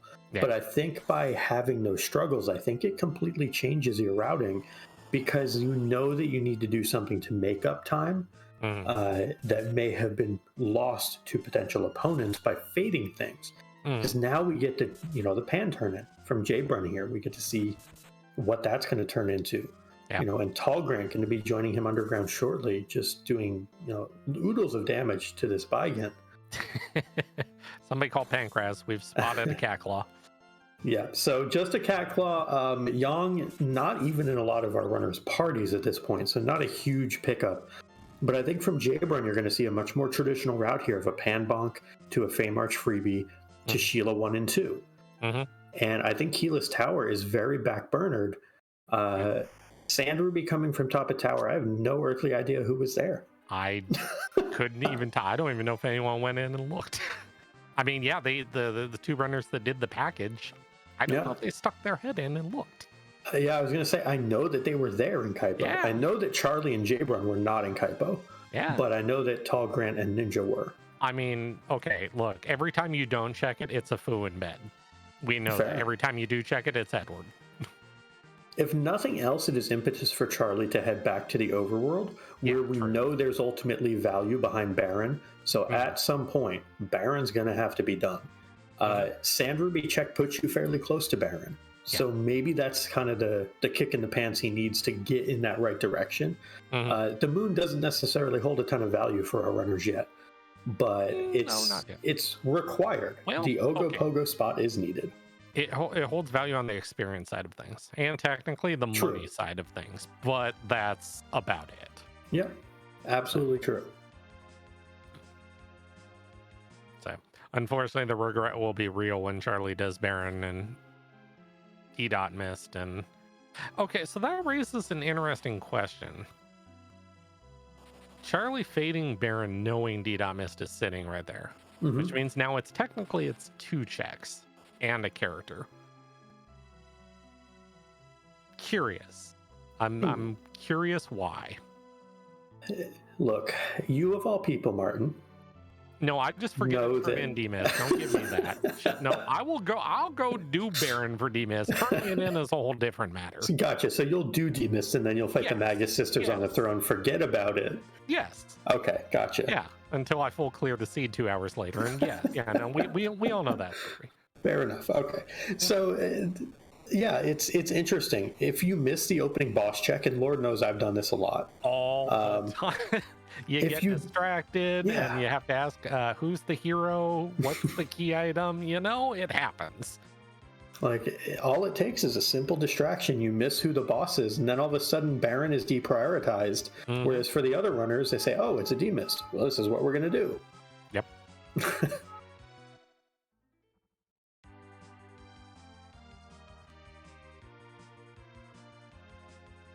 Looks like Charlie is moving his hoverboat and then likely going to turn in Sheila 1. Oh, yeah, the pink tail as well. Tail. Yep. All right, come on. Do we get a shiny? Shirt. I want a Dragoon Spear. I think that'd be funny. I mean, it sells for good money. I'd be okay with it. Okay, well, that was probably actually the worst possible item. Yeah, I mean, they are purchasable, so yes, that actually is the worst item possible. Well, that's a Moon Veil from the Pinktail folks. That is, I'm amazed they're only 20 grand. Like, wow, that's kind of cheap for a Moon Veil. Well, it is it's a consumable though. We do see Tallgrant does bounce off Bygin. Even with that preparation, that fight is still, it's a bear. It's just a very rude, difficult fight. Ninja having the ability to self-cast, penetrating the wall and healing up, huge. Really big, because once you run out of the MP for Leviathan, you can just go through and sylph and sylph and sylph and sylph. Yeah, the only problem is with Cecil doing under 300 damage. Yeah, but as long as you take out one arm and you just go at the body over and over again, you can never die to the explode on the arms. So it's a very safe, albeit long, fight.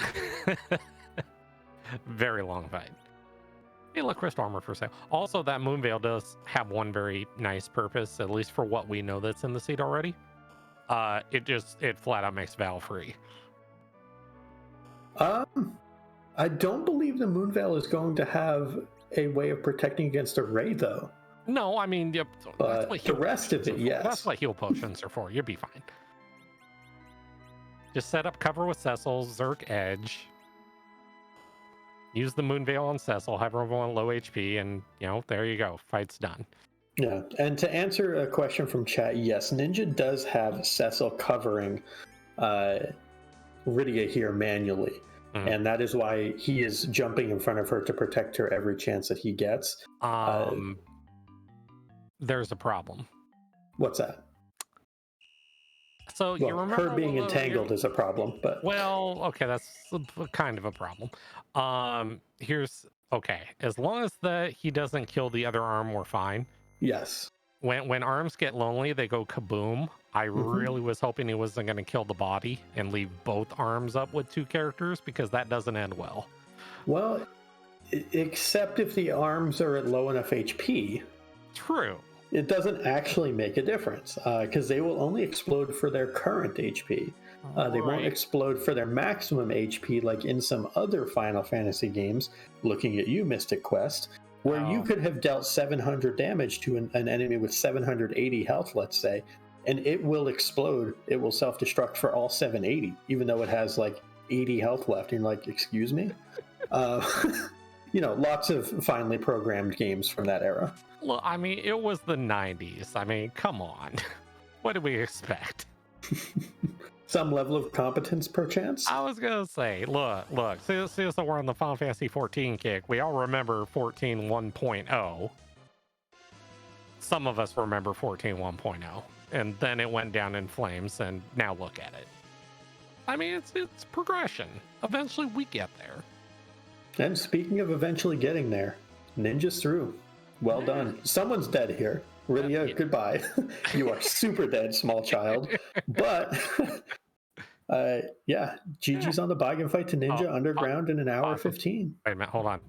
Music? I mean, we talked through the third. We can talk through the fourth. Paul Grant already did this. We got people 2 of them. Okay.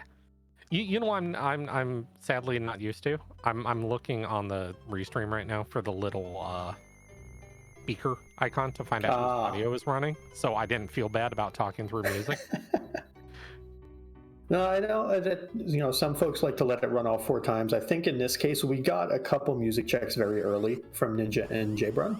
And so I think folks get their fill there, and then they can kind of listen to it as nice, like elevator music, background music, while we keep everyone updated on the happenings through the rest of the checks that folks are working through. So everyone does it different, though. I haven't been in an elevator that's had elevator music for a while. I should really get back down to Vegas sometime. Just say something like, "Hey Alexa," or whatever it is. I don't remember how you address Alexa to get it to do things, but just say, reach out to Alexa and tell her to play elevator music or whatever you want.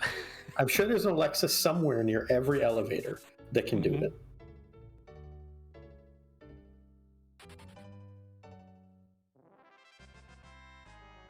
We have Tall Grant back to arm grinding with a zerked up Runak Cecil here. This is an aggressive route to try to take this fight. My concern here is if Entangle ever lands, the fight just ends, basically. It would be super dangerous.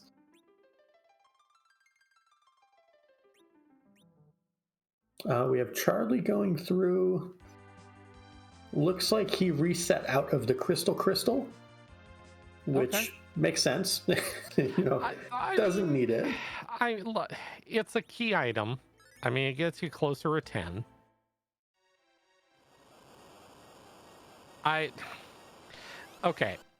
We may disagree on this. I don't know. You do that. You get the crystal.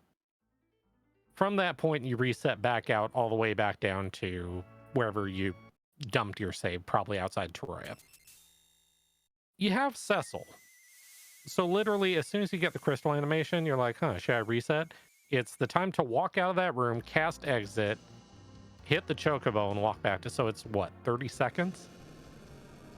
Versus a key item that pushes you closer to 10 for double experience. Yeah, if you don't really intend to grind, though, the 10 key items doesn't matter. So it's a runner's mindset thing. If it were me, I agree with you, actually. I would keep it. But I also understand where Charlie's coming from. And again, I think this all goes back to the decision to just kind of rush the hook route. Yeah. That he has to cut corners and he has to do unorthodox things. And I think he knows this. And I think that game sense, whether Charlie wins or loses or whatever his result here is, I think this is a very important kind of, lesson in gamesmanship, if you will.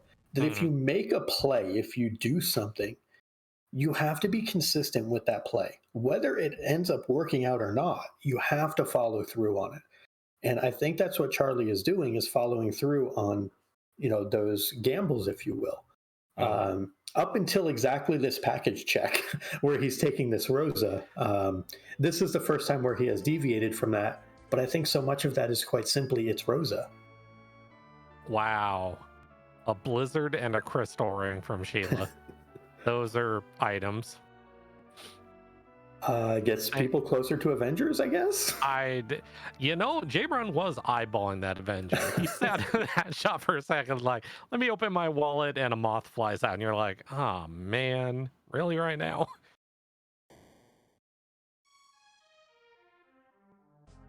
I mean, it's a nice sword. 150 grand of a nice sword, but it's a nice sword. I'm very interested to see where our runners go, because for all of the traipsing around they've done, haven't got collectively, the progression is very minimal at this point. Yeah, I mean, obviously there's the march. Yeah. Baron basement, nobody spied. Nobody looked at it. True. So maybe Jabron here is onto the I'll go swipe some sirens and maybe peek the top of tower and do that. Yeah, it could be. Still at what is that? 1, 2, 3, 4, 5, 6, 7, 8 key items. Excuse me. Nope. Math is hard. 9 key items for Jabron. This could be a fish for 10, which we know he'll get from the sand ruby. Yeah, and all of a sudden, it's like, ooh, yeah. Now I'm stealing sirens on the way out. Yeah. So, also, did Charlie ever check the sand ruby? I mean, now that he's literally right here, did he ever check it? I feel really bad if it's Rosa in bed right now. Shout outs to the Troya lady saying, no, you get out of my way. And also shout outs to Tall Grant getting it through that Beigen as well. So all 4 of our runners through Beigen. So very well done. He didn't check. Oh God. Look, I'm not a witch. I swear I'm not a witch. So 2 words. Feels 3 minutes and bad. 3 minutes. Feels bad. Looks like there's no XP from random encounters. So. Oh, that's true. That's right. That flag's on. Siren's not going to do us as much good as we thought. Well, sirens are still good for money. True. You can still grind up some gold dragons. Still have value, but literally they're kind of like the only thing that have value. Oh, wait a minute. No, centipedes. Centipedes are good too. If you don't know where they're sold.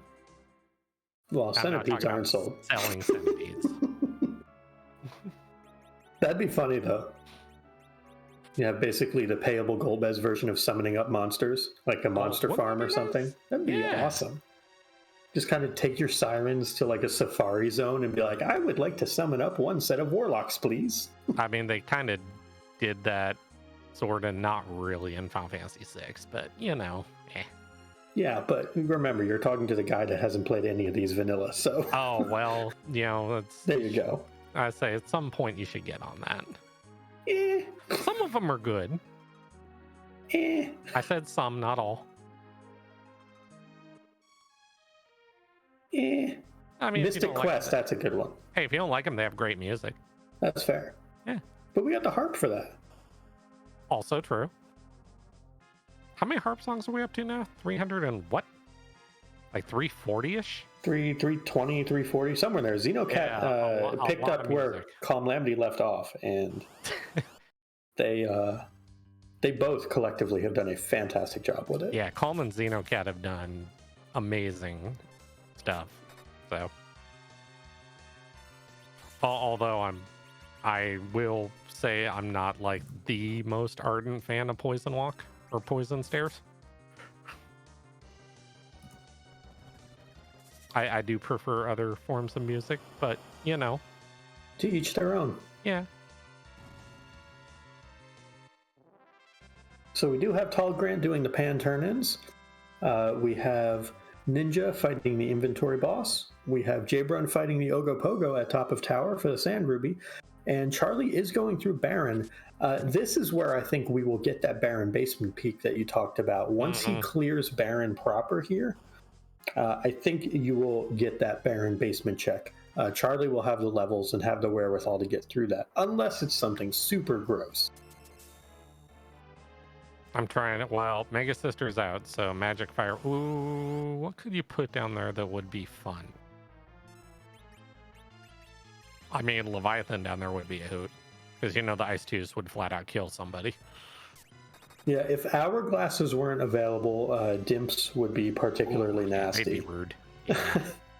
But I think everyone has a small collection of hourglasses, coffins, and other assorted ways to deal with them. Yeah. I don't think there's anything that's super nasty at this point, but a lot of stuff that would still be kind of gross. Hmm.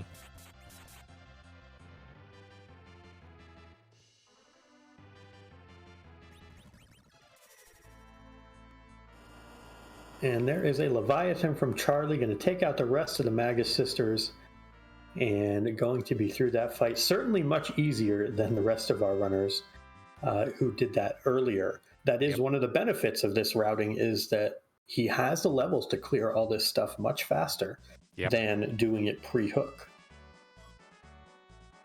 Porum's like, yay, thank you for saving. Why are you kicking me? Wow. Really? I don't hate it. It's a second source of blink. Sid is your tertiary damage dealer at this point. You have Edge and you have Cecil. So a second source of blink, a second source of Zerk. Not a bad decision in my book. Yeah, but we know Bacchus wines are for sale. Like, yeah, but it involves going back to a shop and having money for it. We're back to that again. Oh, we are. Money thing.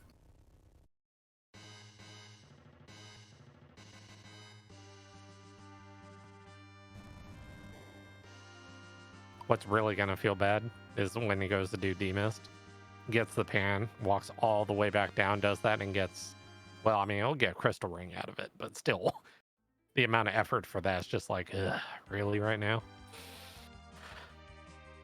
Yeah, I think we'll see that demist check. No, but basement. Oh. No, I don't think you do the basement first. I think you from this get that demist check. You get the pan checks. I think you come back after that. I mean, I'd want to at least look and see who it was, but fair. Yeah, because it's K main, K summon, K moon on this flag set. Yep. So yeah, it is in play.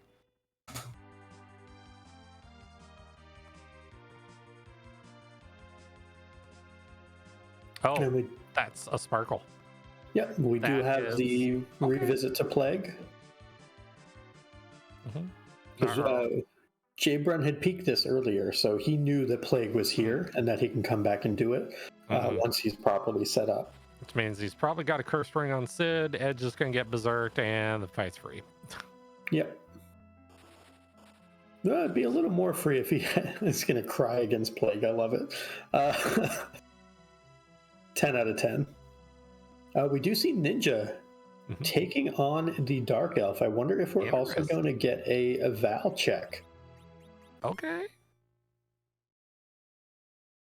One thing on Jbrun's side that he will want to look out for is casting things like Leviathan with Rydia. Because Leviathan has a delay, it doesn't fire automatically. Rydia can fall over while using things with a delay, where characters who are berserked are not going to fall over. They won't be counted out. So this will be interesting to see if we get something like a Sylph or an Imp summon, something with a smaller delay. It looks like, I think he did pivot to a Sylph there.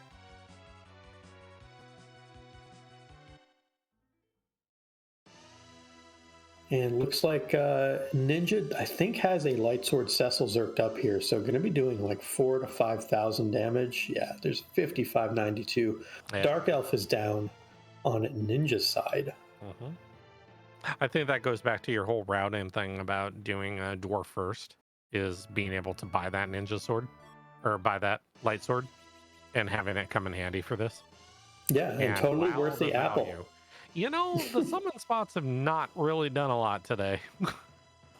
Well, the pan did give nothing, and that also gave nothing, and Baron Basement, from what we know so far, has given nothing. So, you know, they're giving exactly nothing. I mean, we have the Bahamut location on screen. Val's right. You are not really going to go, wow. Straight into Val. I'm impressed. Has Bacchus and has Blink. Yeah. Val can only kill. Just go. Val can only kill one person per cycle. Yep. So as long as you blink whoever gets weaked, which in this case you probably want to blink up your person with a blink, yes. It's fairly safe. I might get a double Zerk here with Edge and Yang and cover strats with Cecil. I'll be interested to see how this plays out.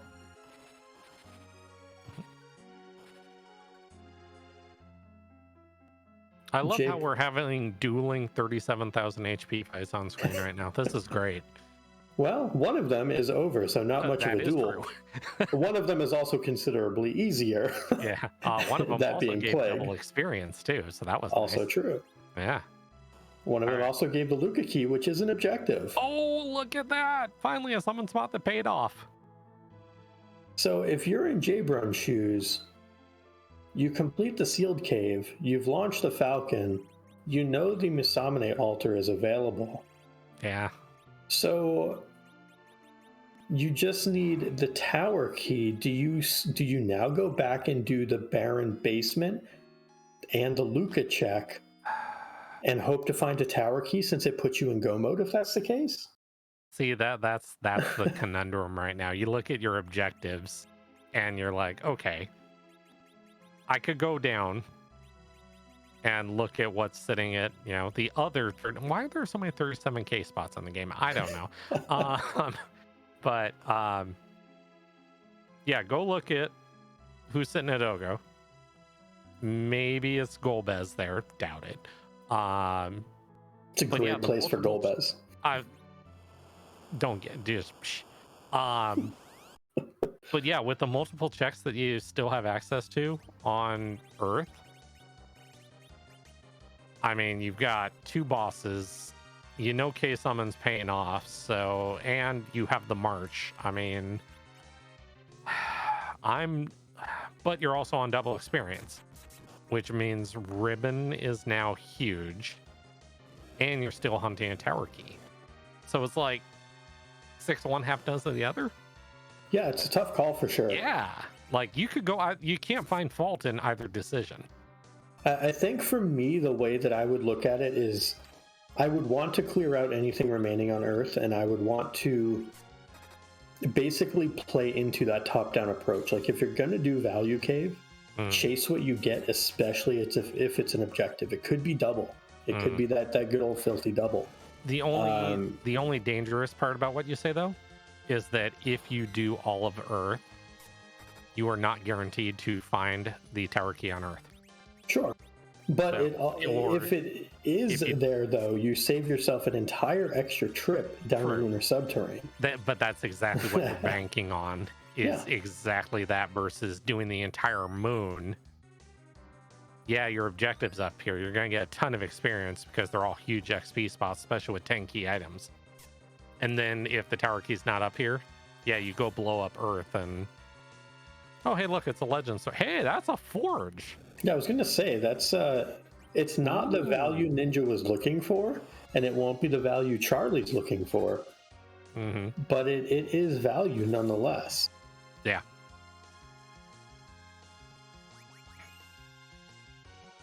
We have Tall Grant making his way down to the Fey March as well, and we will see if Tall Grant decides to take on anything down here in the Fey March. Ninja going through and going to turn that Forge in, which I believe we have Super Smith on tonight. Smith is on. Yeah, it could be something. And Jabron going to give us the first peek at the Ogopogo altar, and we shall see what. I see what we're getting. We're getting our meta objective check here. Yep, we gotta go see what it is. So this is what happens when Win Game is on. Yeah, don't have to fight Zeromus, so y'all are in for a bit of an Easter egg here. And there's a Mist Whip from Ninja. Not bad for that Leviathan Rydia. I mean, people wonder about, Z, and what does Z do when, not trying to end all of existence and, having to defend itself, and what do you do? Well, apparently Z has a date tonight. Wow. I mean, it is Friday night. Okay. But didn't go check up above. Well, that will remain a secret to everyone. To the ribbon room, Jabron goes. Well, there's our dimps. That is a lot of XP. Yes, it is, especially with a life glitch on. That's what, 333,000? Something like that. Yeah, it's a number.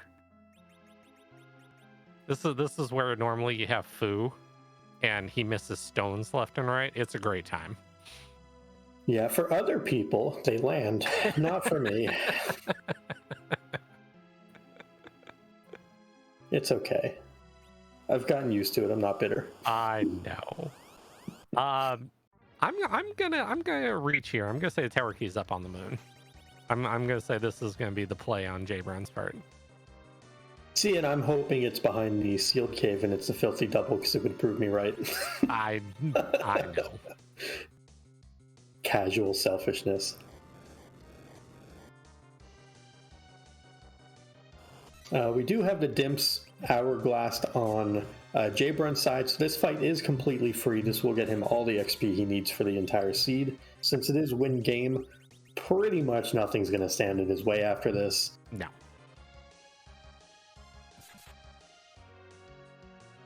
That's one of the nice things, at least, about Win Game is, it's... Yeah, some of us can do Z at some pretty silly levels, for people not exactly comfortable with that. You kind of have an idea in your head of, like, what level you need to be at for Z. If there's no Z, though, all of a sudden, hey, you know what?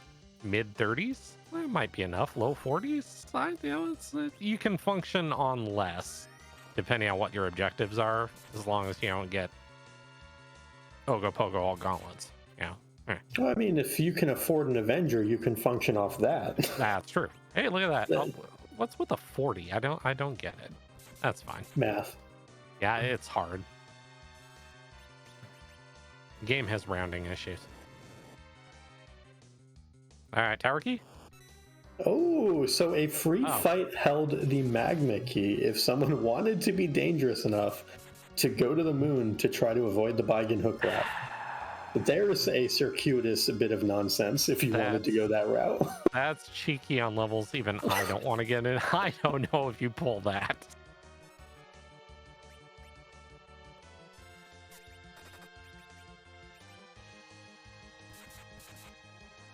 We have Tall Grant going up the tower, going to get his Sand Ruby fairly soon.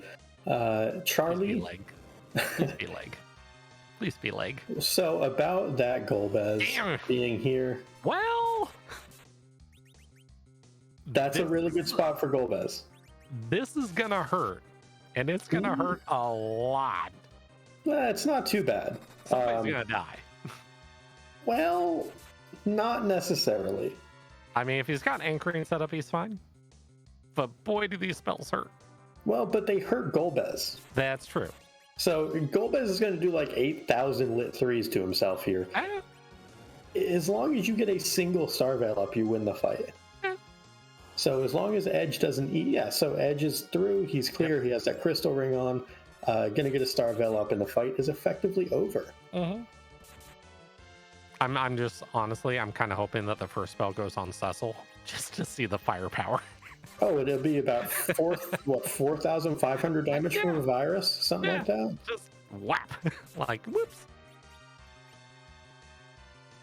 Yeah, it'll be a lot. And we have Ninja joining Tall Grant for their date at the top of tower. Zeromus got one, so our runners can have one as well. Both of them will be fighting against their Ogopogo to get to Sand Ruby. Charlie's still doing battle with that Valvalis. Yep. There's that Lit 3 for 8,700 damage. Golbez, stop hitting yourself. It's a number. It tickles.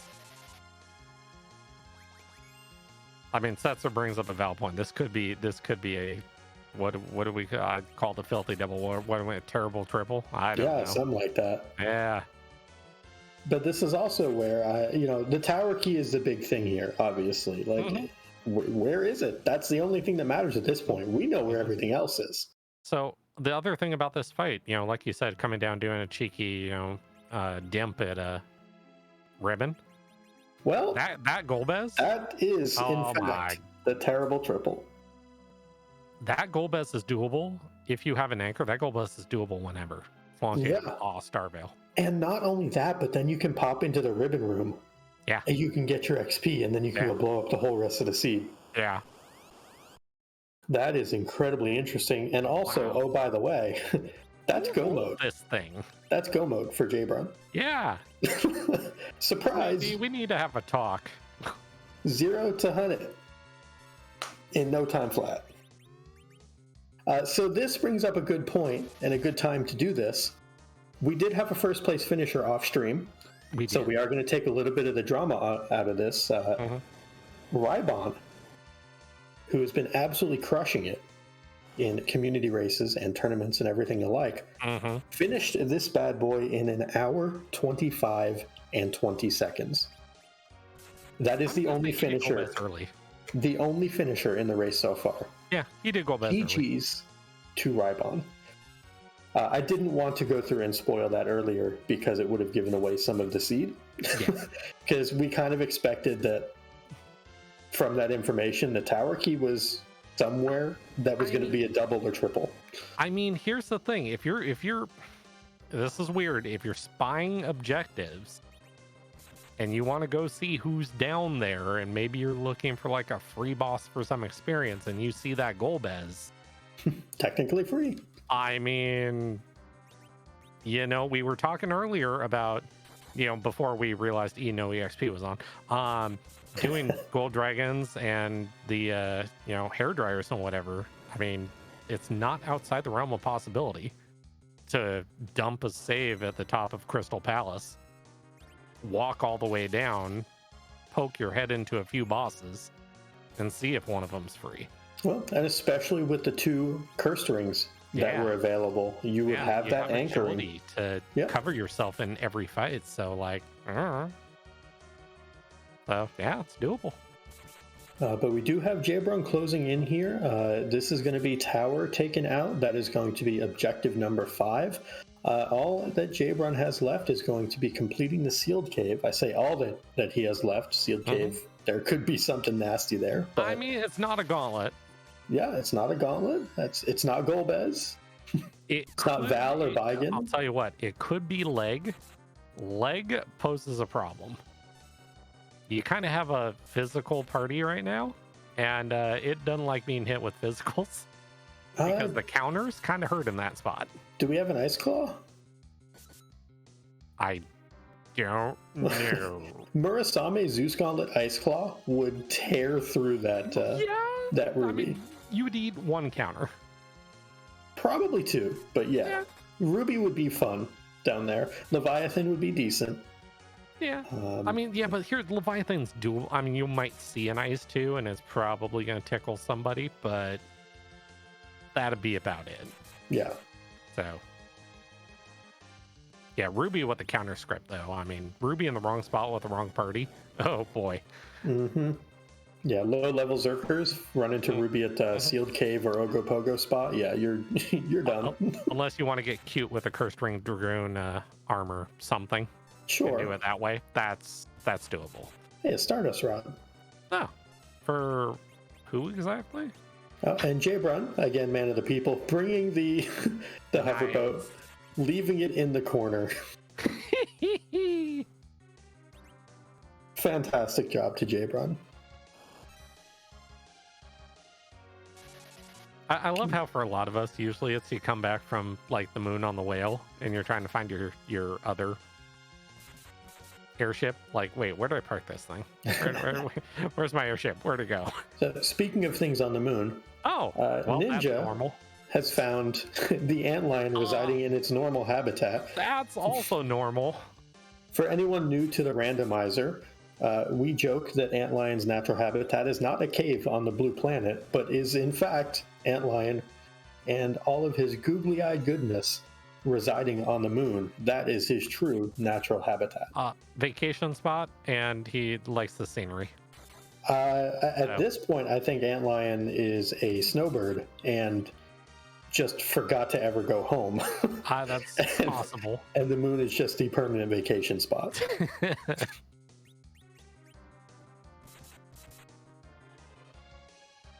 I was gonna say, and hitting that hard, where is this?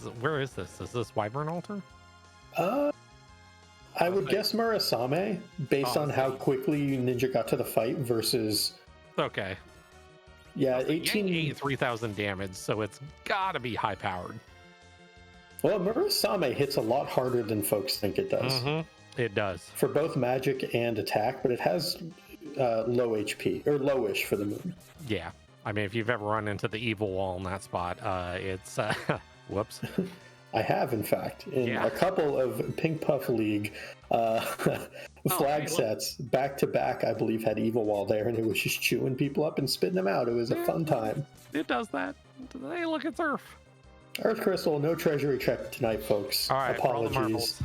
Who is Martin, you've done it again. I see you, folks. This is. People wonder, like, how I do some of the things I do when I race. This is what I just understand what the game does. That's, yeah. So. Hope you got darts, friend. Take a swing at him. Go ahead, hit him once.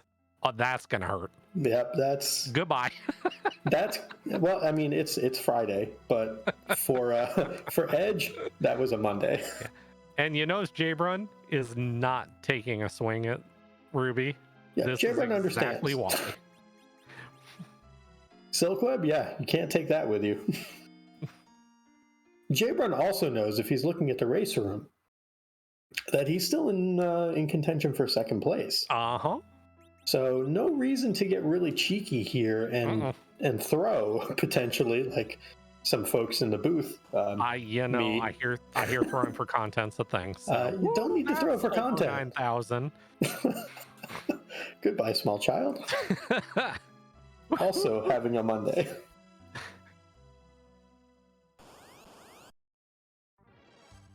Gotta be getting close here, though. That's so it's only what's it this spot? It's 18-ish, it's like 20.5 or something like that. Oh, is it that much? Or it's 18. It's one of the two. I so wanted to see that Earth Hammer usage from Sid kill Ruby there. That would have been amazing. That would have been great. Oh no, Cecil took 2 damage. Whatever will we do?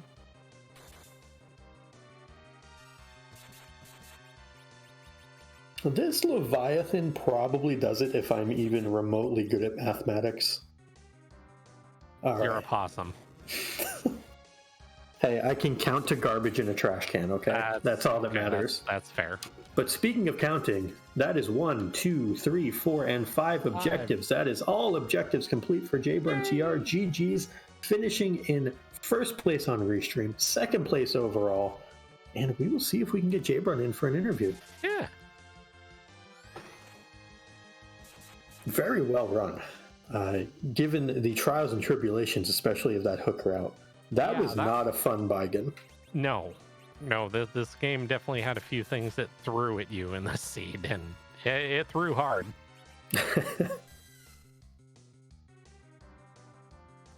And we have Ninja checking objectives, Charlie fighting with the Dark Elf nearly through the Fey March, Tall Grant on the right path on the moon. I think Ninja is going to be closing in on his terrible triple, as it were. maybe getting to be potentially the second of our restreamed runners to find his potential go mode. Did he get through Plague in Value Cave or even check it yet? I don't. Did not check according to Engi. Dave, our tracker. Thank you, Dave. I mean, hey, a little bit extra experience here from the MC. Yep, look, see, do you have a well, coffins work.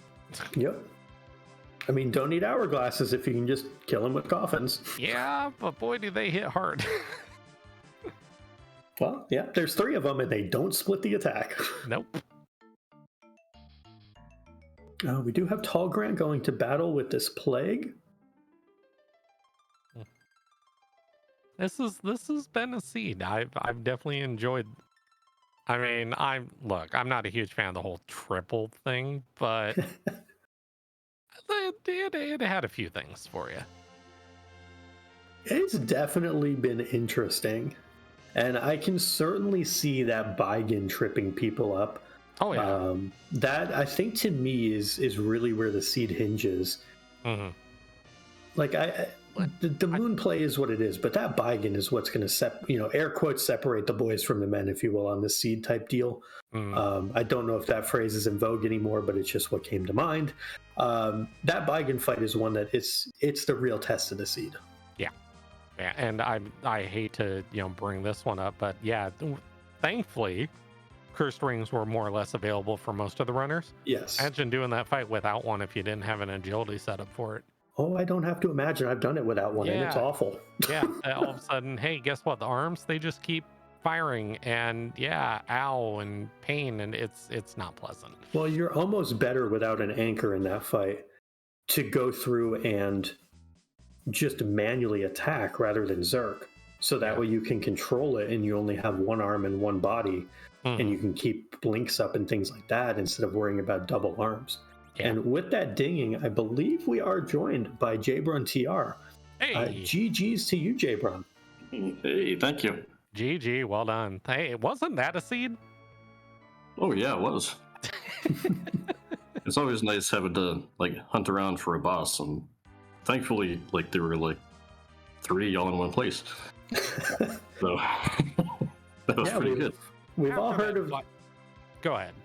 We've all heard of the dirty double, but why not the terrible triple? Yeah, why not?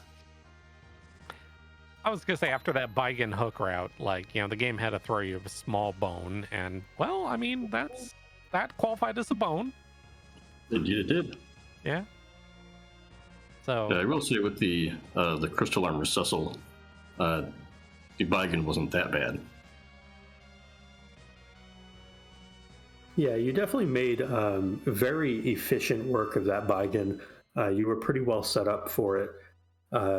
You really didn't struggle with anything as far as the fights were concerned. It was just, we alluded to this on the broadcast, it was just a slow overworld. Yeah, it was. With the Baron check, with the Twin Harp check, you had long checks you had to do pre-hook to even get down there.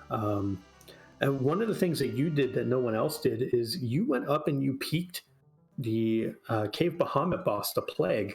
And I was just curious, did it ever run through your mind to try to do that Plague fight really early on for some XP, to try to, do some cheeky reflected counts with maybe some slows and stuff like that? Maybe for a moment. But I kind of thought with the lack of damage that I was putting out when I first went up there, it might take longer than would be worth it. Definitely makes sense.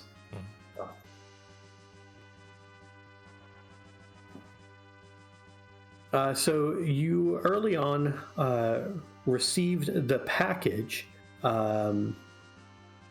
Now, did you ever have any inclination to go check the package or see who the character was, or have any worries about that at all, or just not worth the time? I did take a quick peek and saw that it was Rosa. Mm-hmm. And since we weren't going to have a Z fight, didn't really have to worry about preparing for a high HP white mage. So in that case, 4 fit the bill. So I reset right out of that. Yeah, definitely makes sense. Has Blink, has Berserk, kind of the two major things you need. So Exactly. definitely the logic checks out there.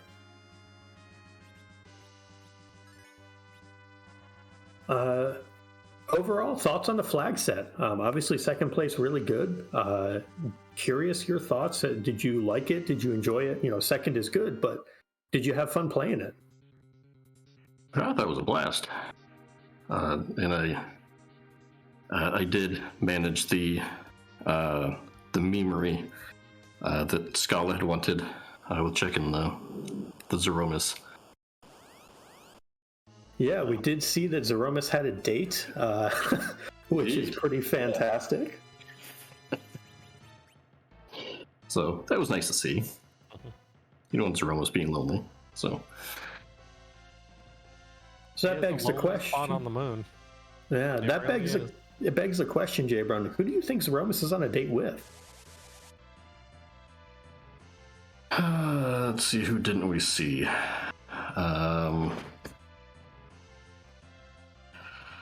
Sarah. Sir was in the waterfall. Damn. So She was taking a shower, getting ready. That works.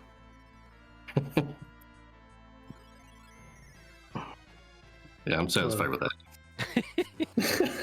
Well, very well run again, Jay Brown. Any final thoughts on your end, or Martin? Do you have anything for Jay Brown as well? No, just overall, it was. I mean, it was fun to watch. Yeah,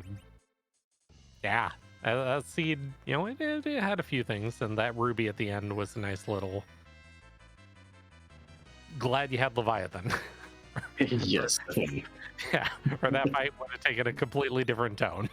So, but yeah, very well done on the race. Congratulations. Thank you. And did you guys notice the steel glitch putting the earth hammers on Yang and Rydia? We did. So did Chat. Chat even brought it up like, wait, is Omni on? What's going on here? The opportunity presented itself, and I just had to make it happen. Very nice of you to showcase that. But other than that, thank you guys for what I'm sure was a great commentary. Yeah. And let's see, who was it? Smapety on the restream, and Dave pushing the buttons, and hopefully keeping them away from you, Possum. I would never. How dare you? Thank you again, Jay Brown. Thank you. Thanks, Jay Brown. Fantastic job. GG's again. Congrats on second place overall and first on Restream. All right. Thank you very much. See you guys next race. Yep. Take care.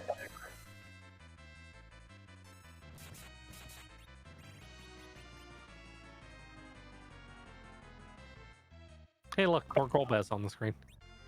Yep, looks like Ninja threw his Golbez. I lied. Charlie had Golbez get through Golbez. So all of our runners, except for Tall Grant, now have Golbez completed, but Tall Grant has the Luca key. Yep. Yeah, so about that plague. Yep. I mean, you're getting experience from here. So, okay. But boy, that plague. What I will say, and I'll give you credit on this, Martin, I would have been wrong chasing the sealed cave and going to hunt the tower key there. So I got to give you your props. Yeah.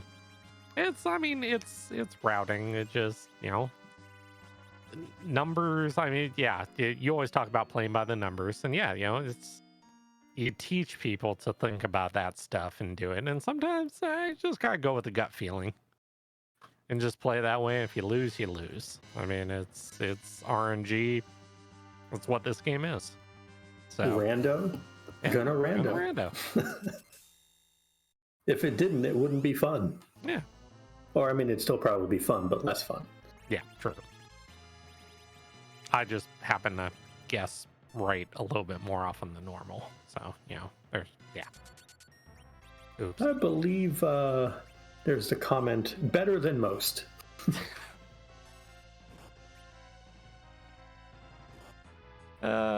Speaking of better than most, those dimps are punching harder than most.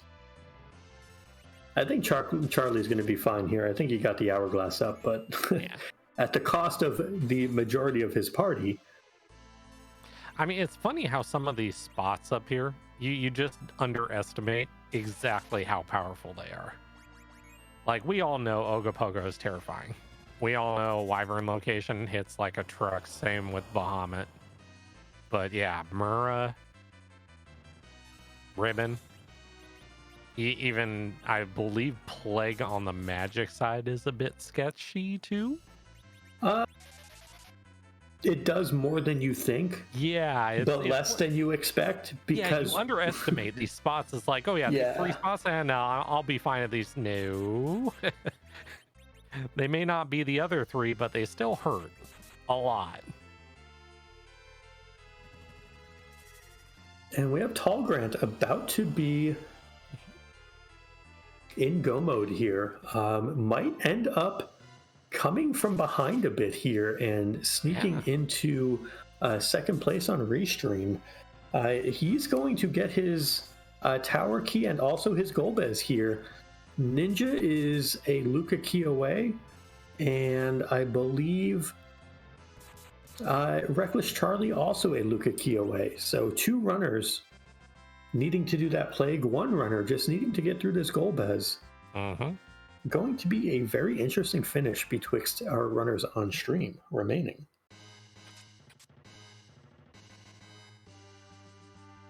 I'm currently staring at Grant's screen and that Rosa, wondering if she's going to survive this. Hope so. I'll say 3 are going to die. It's a good start. Okay. And there it is. Because that's what the game does. All right, so now we're on 50-50. Yeah, because you can't particularly effectively buffer here. You can do it, but... This is how fast can you get in the menu, throw a Star Veil, and pray to God the virus hits the other one. Well, just like that. So, Tall Grant going to be in go mode. Every time. I don't know why people are like, oh, this spot's horrible. I mean, I love finding Golbez here because I don't need to do anything but put up a single Star Veil. Isn't it nice? It's basically like finding it at Cave Bahamut, where it's like, okay, 37,000. This is, and it's doing like 200. Or the hook route. Yeah, and you're just like, really? So here's an interesting thing. Charlie is chasing this tower key, which certainly makes sense. Has figured, well, we saw 1 double, maybe, or excuse me, a triple. Maybe it's a quadruple. Maybe it's all behind 1 spot. Yeah. So it'll be interesting to see what Charlie does. Yeah. I mean, it's fair. Well, and here's the thing too. I don't know where he dumped the save, but if he stays down here after he gets whatever item if this is an item, no, we know where everything else is, so it's not gonna be anything you can chase. Could be the pass. I think that's it. Yeah, I mean, do you stay down here considering you have Baron Basement and other things and the Earth Crystal? Do you stay down here and start chasing those since though you're already down on Earth? The Earth Crystal came from Sealed Cave, right? Yeah. So he would not have the Earth Crystal, so he would only have Baron Basement. You know what's hilarious? I'm looking at Charlie, but I'm looking down at Jbrun's little... yeah. I was like, you're trying to confuse me here. It's fine. Don't worry about it. I was like, I know it's Friday night, but I didn't think I had anything but water yet. Yeah, exactly. Always remember to hydrate, folks. Yes, hydrate with water. Important. So again, huge shout outs to our runners. They are putting on a heck of a show for you and putting out a lot of their time as well on a Friday night for your enjoyment and amusement. So please do make sure you give our restreamed runners a follow. Jabber and TR again, who finished second place overall and first on Restream. E-Ninja81, Tall Grant, and Reckless Charlie, all pink puffs. All deserving of your love, all fairly newer players. And again, if you are a newer player, join our Pink Puff League. It is active and running right now. We would be more than happy to have you as well as part of it. Asuka, the legendary Rezogun and Captain Novoland speedrunner, is the queen of the puffs and runs that league. So, make sure to stop on by. We would, again, be more than happy to have you. I hear you might be a quote-unquote sage in that. I hear you teach people things. Yeah, I teach them how to throw. For content. Well, that explains a few things. I mean, what? Hi. But yeah, so we have Charlie going through back to the moon. Has the tower key, but it is unchecked. So he is committing to doing that tower check a second time, but going to clear out the rest of the moon. The good news is he'll eventually find the value in cave value. The bad news is it's going to be his last check at this point. Yeah. I think Ninja is now 2 altars ahead of Charlie.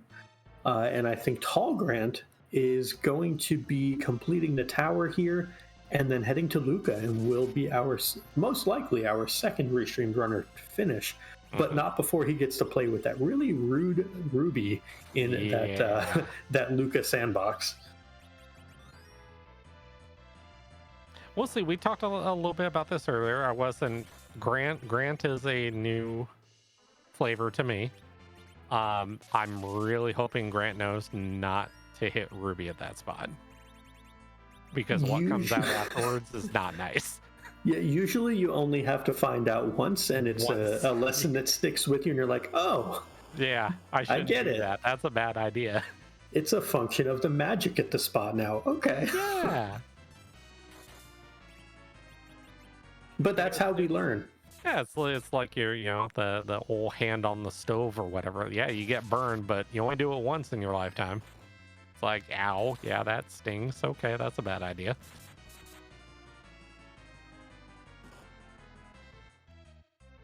Oh, I can take this cookie sheet out of the oven without, gloves on. Nah, it'll be fine. Yeah, no, that doesn't work. I mean, you can do anything once. It's just a matter of consequence. That's true.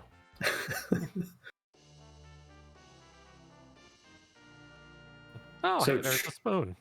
Yeah, I believe Charlie, getting through that Mylon, probably going to leverage that spoon. I know we saw Ninja darted at Antlion. Probably going to reset if he doesn't get the value he's looking for through this Antlion, so he can have the spoon back. But we'll see. Not certain exactly how he's going to handle that. We do have Tall Grant completing the Super Cannon room, and that is objective number 5. It is effectively destroyed, so good job to Tall Grant getting his 4th out of 5 objectives complete, and will be on to his final objective of completing Sealed Cave. That has to be a welcome sight when you go look at that. It's like, oh, complete seed. Oh, I have to look. Oh, wow. And I'm done. Yes. Well, one of the other fun things is if you don't realize or don't see that it is win game, and I have been guilty of this in many a ladder race for mystery flags, all of a sudden the seed just ends and you're like, oh, yeah, my done's not ready. I'm not ready. Okay. Wait, hold on. That implies we actually read the flags before we play the what? Yeah, exactly. Oh, okay. No, we're not all guilty of assuming certain things during flags and then being like, oh, yeah, about that. Does look like Ninja is not insta resetting, so going to live with the XP he got and trade the spoon for a crystal armor. I mean, it is, that spot was 117,000. I mean, it's decent experience. Yeah, it's 2 to 3 levels for everyone, so, yeah, so it does what it needs to. Yeah, it's at the price of a spoon, but, okay. Well, I mean, would you trade a spoon for 3 eggs? I would. That depends. Like, if the 3 eggs got me, like, I don't know, Cure 4 or something like that, okay, a case could be made. But Well, with Rosa, that's like just 3 eggs, period. that's true. I mean, I affectionately call the spoon the face check dart, because when you're in full-blown face check mode, it's basically 10,000 damage. Yep. As long as Edge is roughly level 38, it's gonna fire. So, chat pointing out as well that Ninja might want that spoon back in, well, whenever he gets to Luca Cave. Wouldn't it be nice to literally cut Ruby's HP down by 60% with a dart? Oh, it feels so nice. All right, Grant. Going for Shiva. There's the attack. Okay, we're going to learn. Here it comes.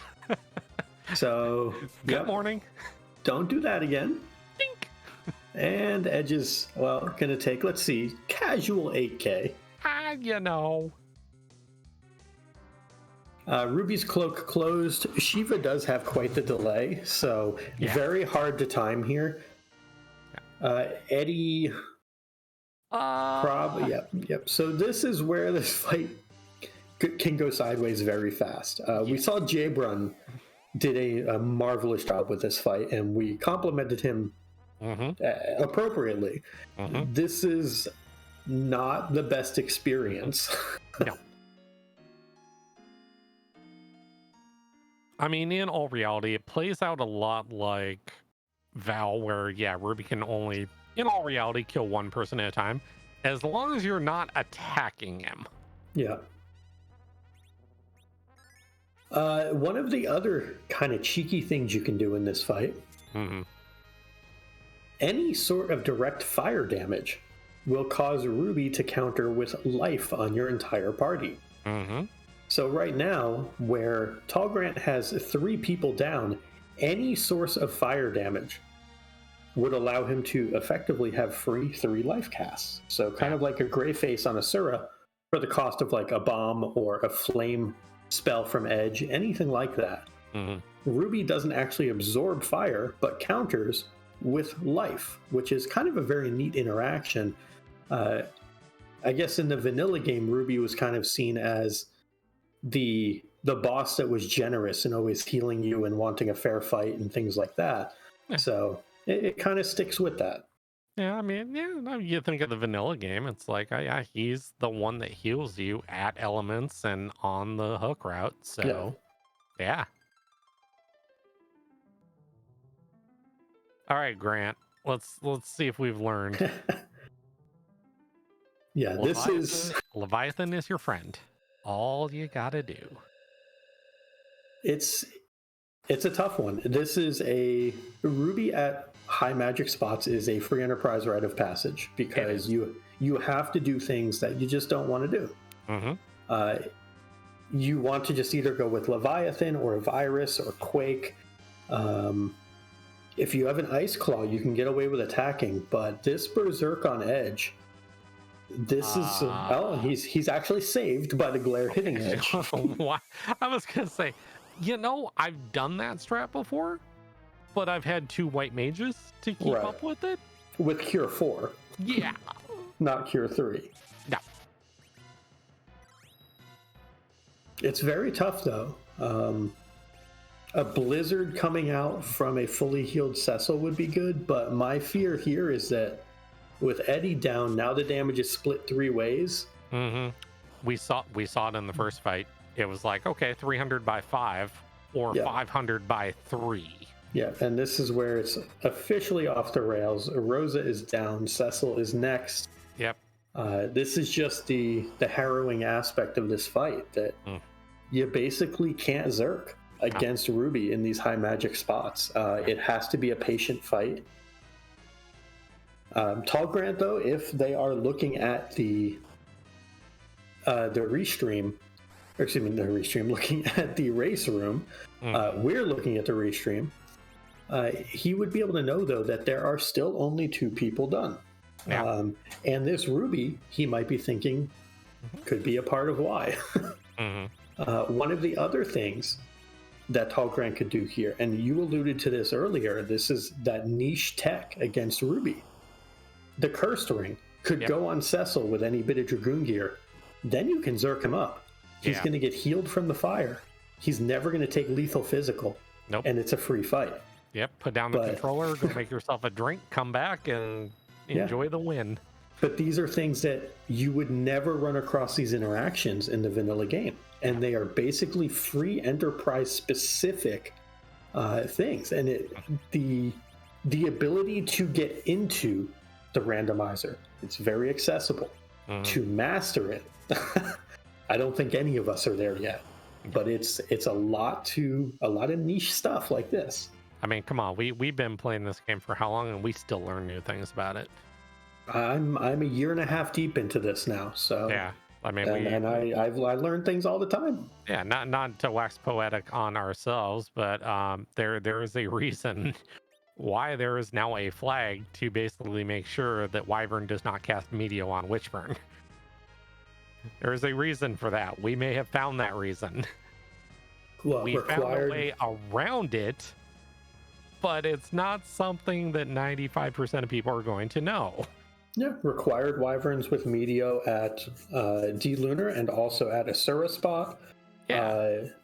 With Sea Hero on are particularly rough because you can never get to the right agility breakpoints to really make it work right. So, yeah, but it goes back to your point. It's like before we had never run across that. Yeah. And after experimenting, we figured out how to get around it. But it's that tech that unless you hit it, you're never going to learn about it. Yeah, it effectively becomes a soft lock. Yeah. So, the whole cursed ring dragoon thing for people coming in, it's like, well, why does this work? Well, now you know it in the future, and hey, guess what?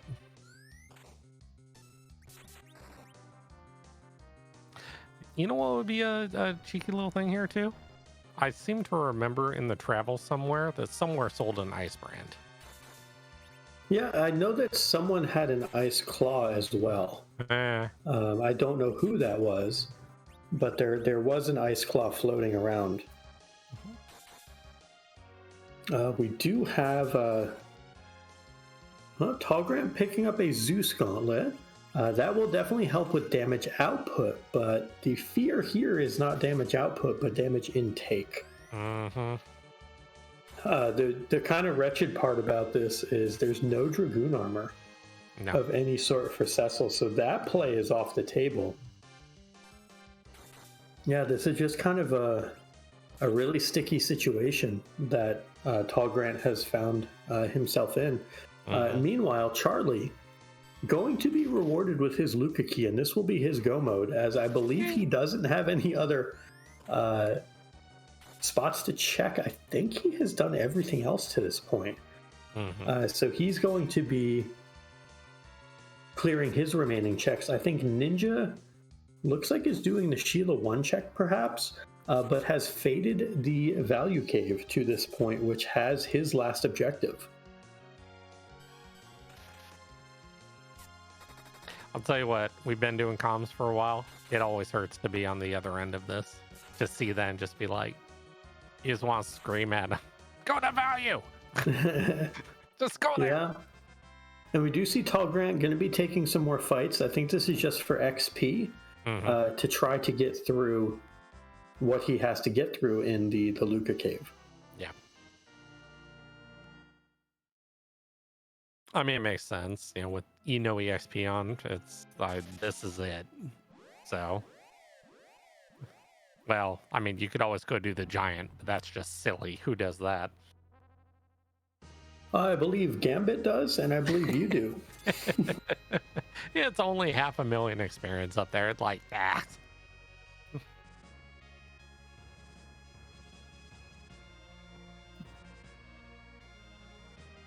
Oh, thanks, Sheila. Appreciated. You're wonderful. Spoilers, no, you're not. Yeah, just go do last arm. Yeah, go do the eyeball. Amazing. You know what? We haven't seen a shiny sword. That is true. It is T Pro though, so Yeah. it is going to be less valuable than we initially thought. I was reading off the wrong flags because I am a possum after all, and reading is not our strong suit. Nah, it's okay. Yeah, so we're good at eating, not reading. I'm surprised we haven't seen one out of a trap chest. That actually kind of stuns me. Well, or a lunar check. Yeah. We saw a fair amount cleared up on the moon. We saw a pinktail get turned in for a moon veil. Like a lot of things that got turned in. Now, actually, that I think about it, a moon veil brings up a very interesting thing as well for that ruby. That as long as you can avoid the glare on the character with a moon veil, the fires get reflected. You can Bacchus up. I don't know that your damage output gets there before you get glared, but that's a potential thing for future to kind of tuck away. That is also potential. Ninja just landed in front of K value. Must have heard me. Also might be out of checks. That is also a possibility.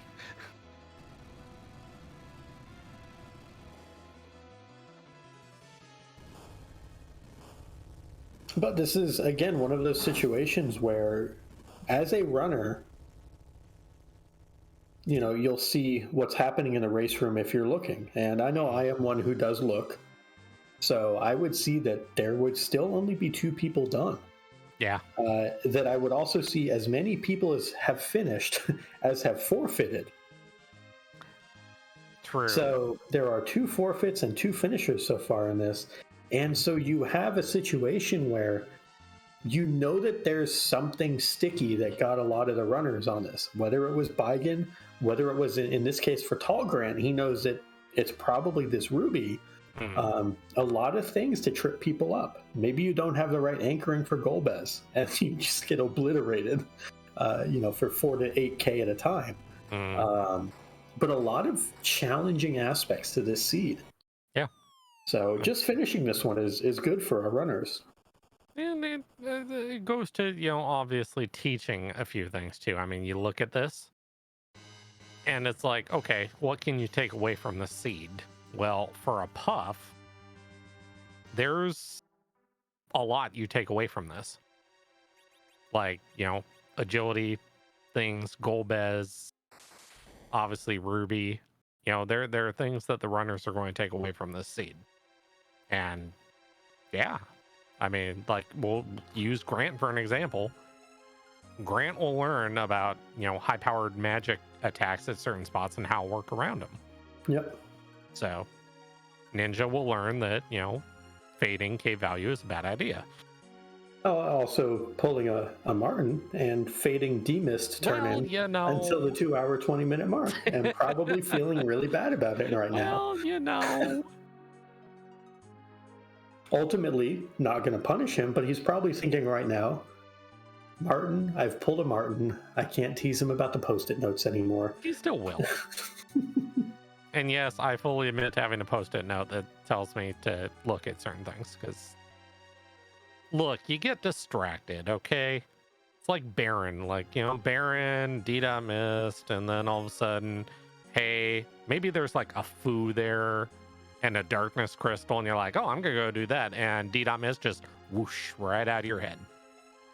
Well, I mean, Martin, we both played in a mystery race once upon a time where one of us faded Sheila 1 and the other faded Sheila 1 and 2. And we both took a seed that should have been done in under an hour and made it over 2 hours. It happens to literally everyone. It was great entertainment. That's what I heard. Speaking of great entertainment. Hey, Grant's trying again. We are going to have side-by-side, not Z fights, but final fights. That's a lot of leg. That is a lot of leg. But Tall Grant was not healed up going into this, so that is not ideal. Going to take another shot at this. Yeah. And Charlie is going with the Zerk option on Cecil. And a Spoon Dart. This is going to be a big difference here. That is 10,000 free damage. But can he outrace? Well, Rydia is gone before this Leviathan fires. And so it all comes down to, does Cecil get 3 more hits in? He'll be fine. I think he does. Yeah, he'll be fine. He needs the one swing should do it. Oh, I lost now. Or We get the script. Yeah, and he got the script. Oh, he's fantastic. Charlie. What's the rule on the script? Under 5% HP it triggers? Somewhere around 5 or 10, I don't remember. Usually I don't try to engage in physical combat with Ruby, so usually try to find other ways around it. But there is Charlie finishing in third place with a time of 2 hours, 23 minutes, and 43 seconds. We will see if we can get Charlie in for an interview. GG's to Charlie, second on Restream, third overall in what is a heck of a seed. It's been a tough seed. There's been no joke here.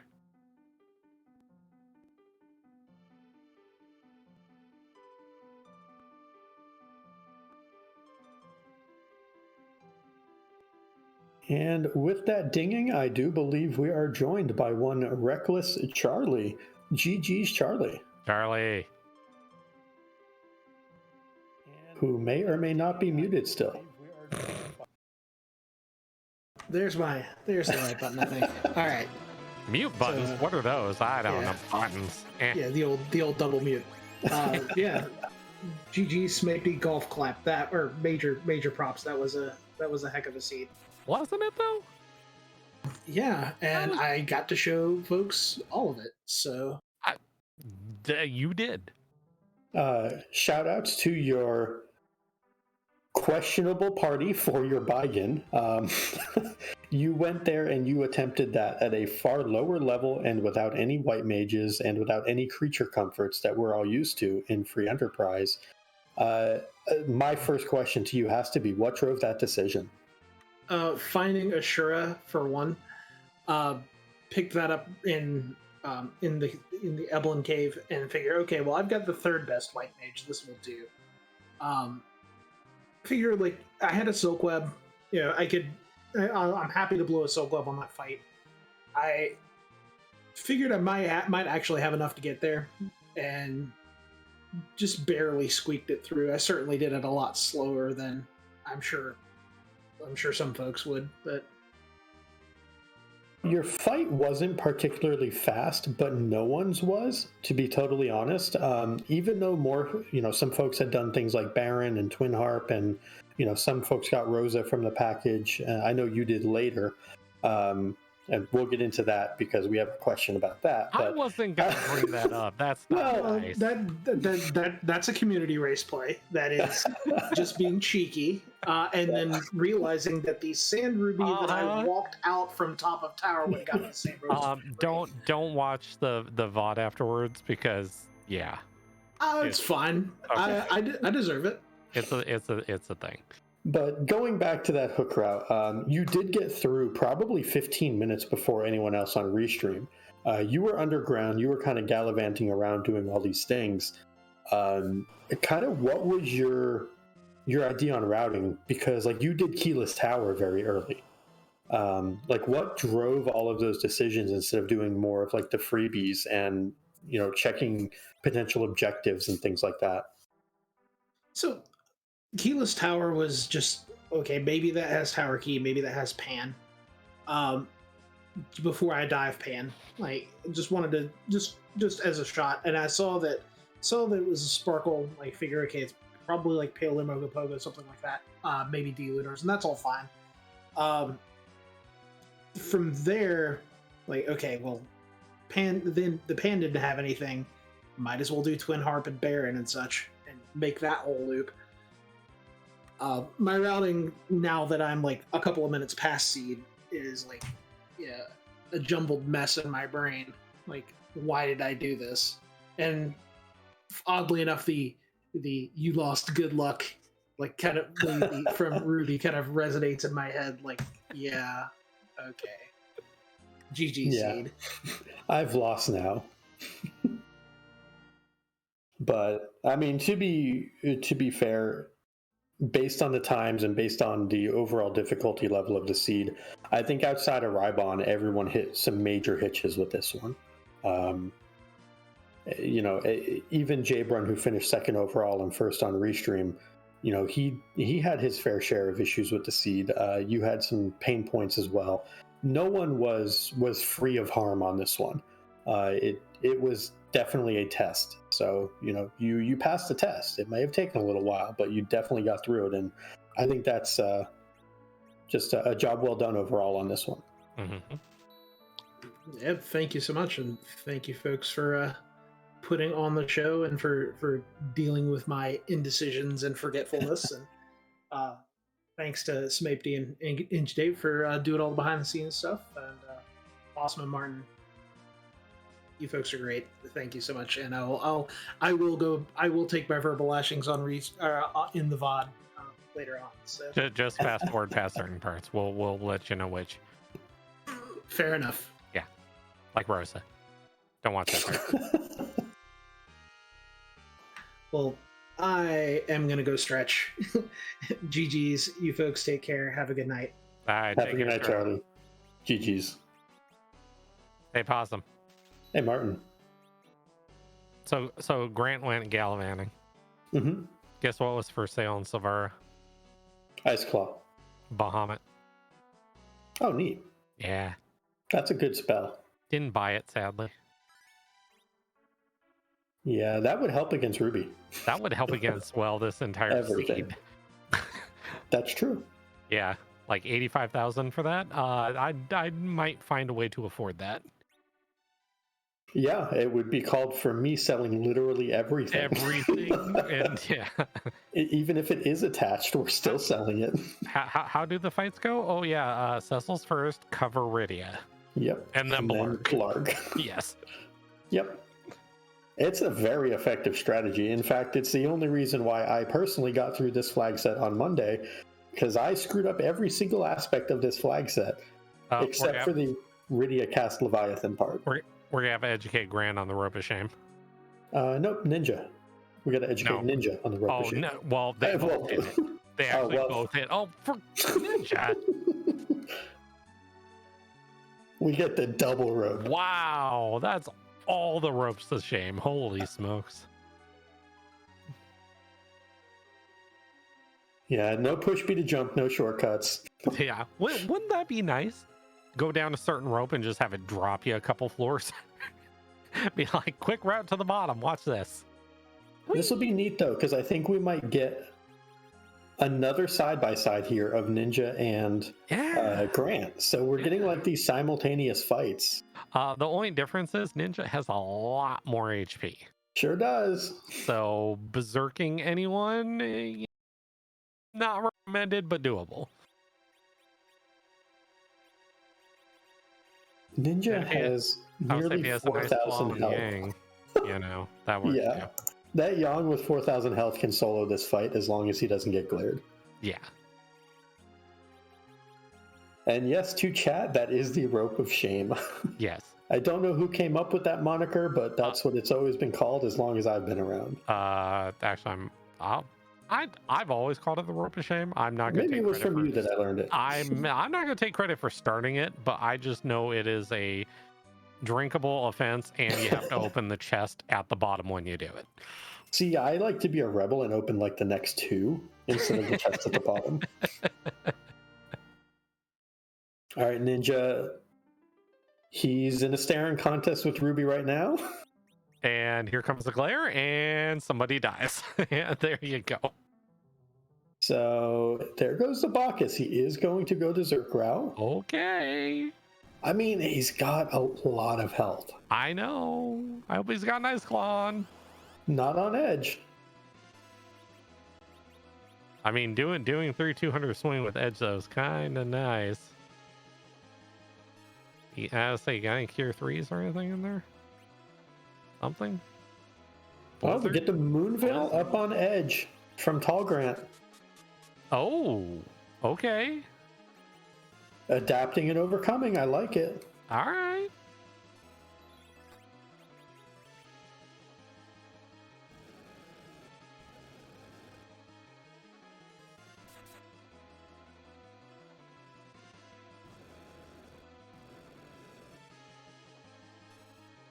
Well, it looks like we do have a 4th place overall finisher, Warlink, finishing in a time of 2 hours, 29 minutes, and 41 seconds. GG's to Warlink. GG.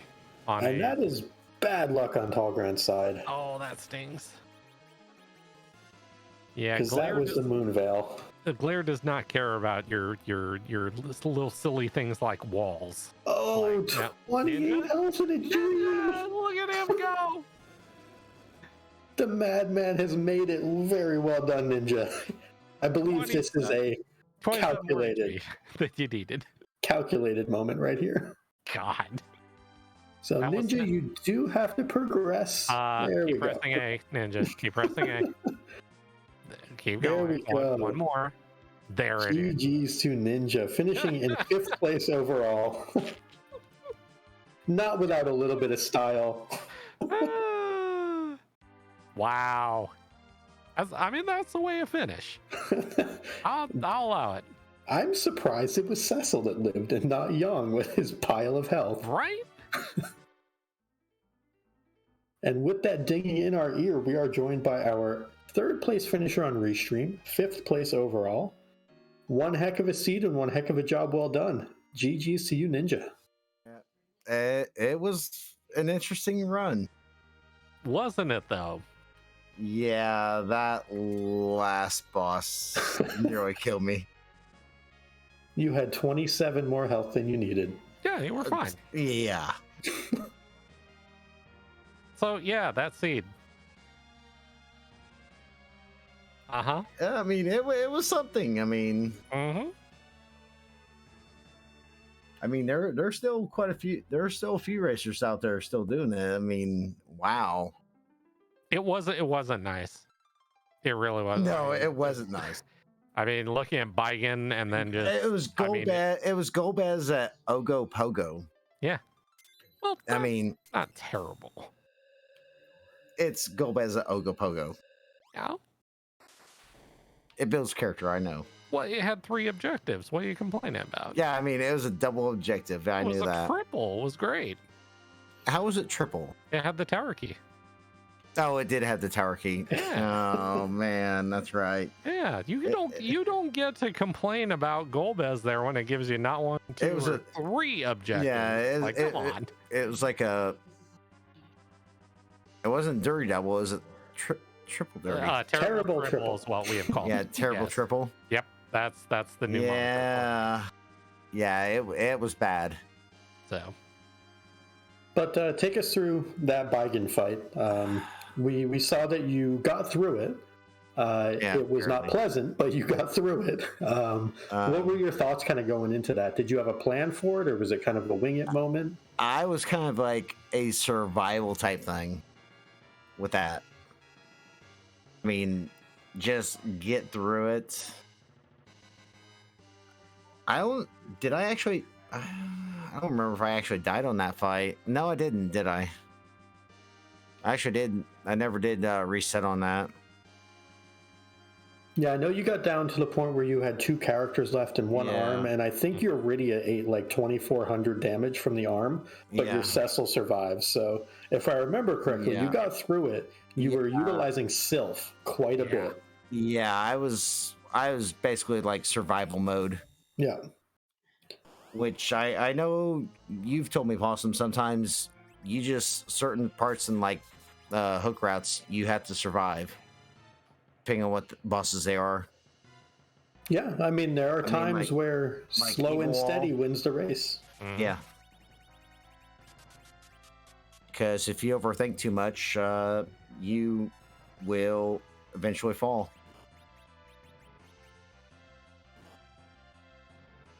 That was, like I said, that seed was really interesting. It was a lot of fun to commentate. Sure was. I'm sure it was. I'm sure I'll look it back up. Yeah, it was a great time. So hey, by the way, what's K value again? Yeah. K value was the Luca key. Yeah. with plague. Yeah. Guess what? I had a Sid who was anchored, so. Yeah, amazingly, most of you found curse rings in your travels. There were actually Yeah. 3 that we saw in the game, and most of you hit one of them. So Yeah. I found one, and I was like, Mhm. okay, I got a Sid. I'm gonna throw him in the middle slot once I get underground and Mhm. throw a curse ring on him. yeah, I think So a lot of why not? also your early game, something you did nobody else did, looting the What? back of Hobbs Mm-hmm. Looting and what? pulling that Sammy bow and Sylph summon out of it. Out of And where? that was big. The back of Hobbs. Yeah, Back of Hobbs? yeah, Oh yeah, there was a self summon. yeah, and a Sammy bow, and that kind of did Yeah. some very nice things for you. So, Yeah. It does help. mhm. Like I said, I'm just still a puff, so you know. You're learning. That's the important thing. Oh, did well. I do Yeah. learn. Yeah, like what happens when you attack Ruby, and yeah, You know what? I got through it. You did. you did. You did. That's what a lot of people don't understand is, it's I knew it was objective win game. Mhm. And I was like, I'd already measured his health. I know what his health is at that spot, so I was like, Berserked, they should have enough damage to kill him before he kills me. That's literally what I was thinking in my head. I was like, I'm pretty sure they have enough damage to kill him before he kills me. And apparently I was right. It was close. It was close. Actually, without the script, you'd be dead. So, Yes. hooray for the script. Let's go Yeah, with that. exactly. Okay, well, you done with me now? It's an amazingly coded game. So Yes, it is. Yeah. Ninja, you have a great night. Thank you so Yeah, much I for will. volunteering for Restream. Yeah. GG's as always, sir. Yep. You have a good night. Take care, sir. I know I'd run away from us too. That was eNinja81, our third place finisher on Restream, fifth place overall. GG's to Ninja, a wonderful character. Smape D brings up a very valid point. There is no just a puff. Yeah, I mean, well, what was Rybon? Top 16 in the last tournament? Yeah, I believe so. Yeah, for just a puff. Yep. Uh-huh. Yep, just a puff. Just a puff. You too could be just a puff. Just saying. No, seriously though, you can actually learn from some very amazing people and learn some very interesting things about the game you probably have no business knowing, but if you're going to play free enterprise, it comes in handy. And this week is going to feature some push B to jump shenanigans as well. No, okay. So- I take back what I said. Don't come learn now. Learn So- later. No, this is actually the perfect time to learn push B to jump stuff because we have some jump experts in Infinius and the Jump King himself, Antidale, who will be helping out this week. I know that myself, I will be learning from them this week. Go play Mystic Quest. It's Mystic Quest with free enterprise. Go play Mystic Quest. Stop, Oh. Martin. You know what? What? Grant has a 10,000 HP dart now. He does. Might be enough. Might be enough. Also, Grant, we love you. You can't take the apple with you. Let somebody eat the apple. I've always finished games with apples in my inventory, so I don't have room to talk.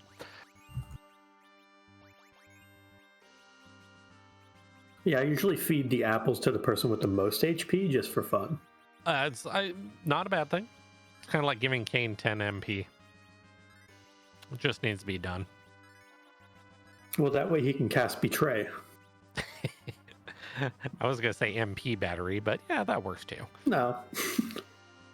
Look, if I can wind up Psych and have it take 30 seconds to cast and steal 10 of his MP, I'm all for it. Fair, fair. All right, so another thing, another nice little learning bit here for these Dark Imps. Rosa going first has the size spell. Oh yeah, just shrink them. If you shrink these Dark Imps down, it becomes fantastic to deal with them. Yeah. Because then they just punch for one instead of punching for thousands. I mean, sometimes you don't. I mean, you play this game, you're racing, you don't think of those things.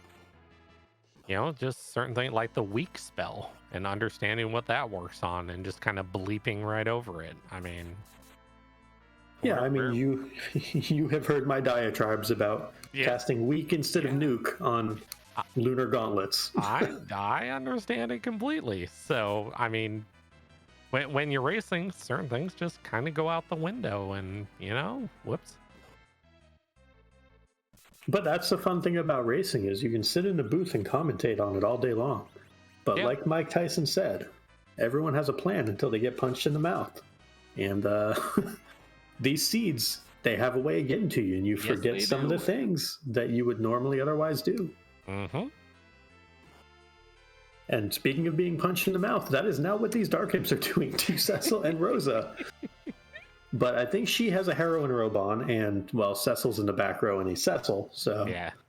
I mean, eventually, this should be okay. will end eventually, so... Thank you, John. Welcome, every time.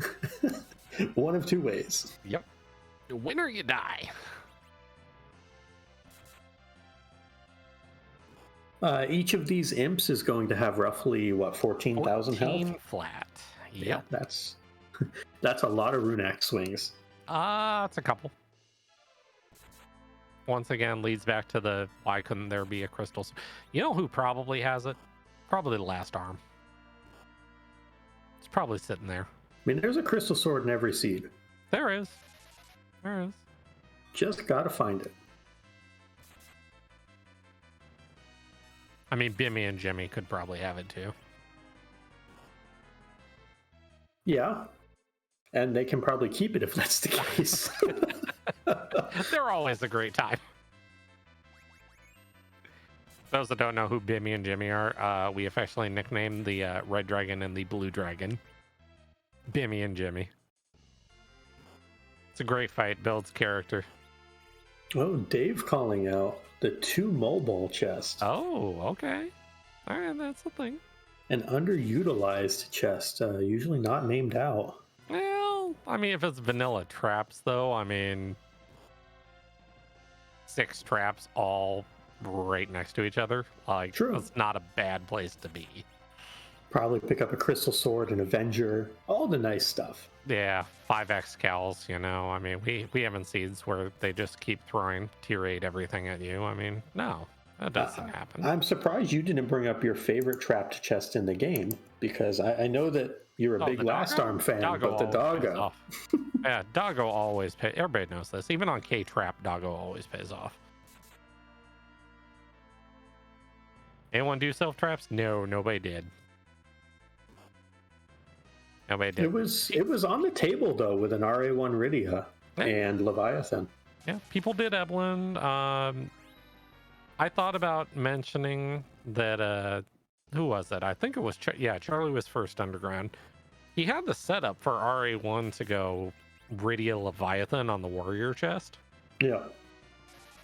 And I thought about mentioning that, but it's like, it's kind of sketchy. So yeah.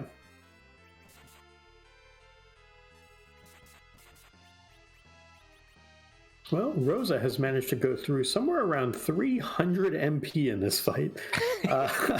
But I believe Grant is going to get through this with everyone alive. I hope so. I mean, Cure 4s aren't free. I mean, they do have it. Well, actually, in this flag set, technically they are free. But anyways, you know there what? It is. You know what? We never saw anyone use the MP glitch.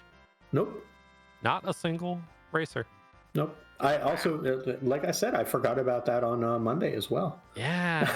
Wow. And I used Leviathan Rydia and still forgot about it. Huh. Hey, you can get underground. Woo! All right. Level 45 on Cecil. And a 10,000 HP dart. And a 10,000 HP dart. I think you're there. Cross our fingers.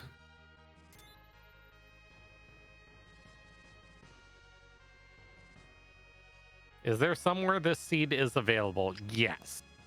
If you go to the Discord and you go to the, I believe it's the race, Race alerts the channel. race alert channel. It's got Yep. the link to the seed.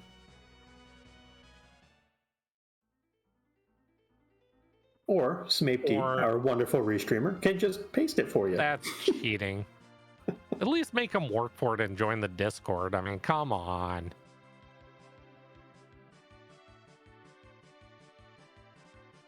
Also, there's like actual legit information in the Discord too. That's also probably why you want to join it. I think Tall Grant is playing Dude, Where's My Agger? Or might be going to buy Bahamut? I'm hoping he has the money and he's gonna go buy it. Nice. Sell it Buying all. life potions. Oh, okay. Well, And a silk web and a cabin. Okay. all right. That's, No Bahamut yet. that's fine. Slow him down. Heal up before. Okay. All right.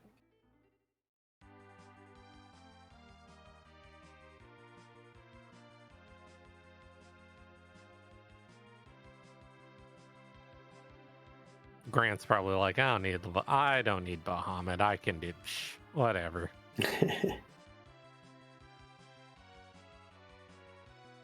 I have a spoon. What do I need Bahamut for? I mean, that spoon dart is definitely going to come in handy. Yeah. That's Hmm. basically representing The good. There we go. Those are words. Yeah. Look, it's been a long day and week. We've been a lot of dumpster diving, and words are hard. So yeah, after we representate the 10,000 damage that the spoon will representate, yes, that will only leave 10,000 more damage to do. Okay. So should be pretty good. Awesome. I'm gonna pose you a question. Are we going to see the script for the third time? I sure hope so. Yeah. I really want it to happen.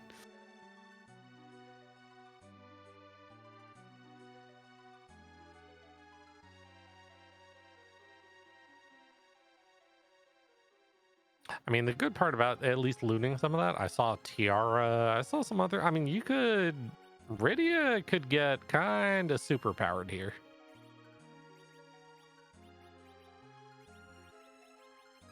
I thought I was going to use the apple for a second.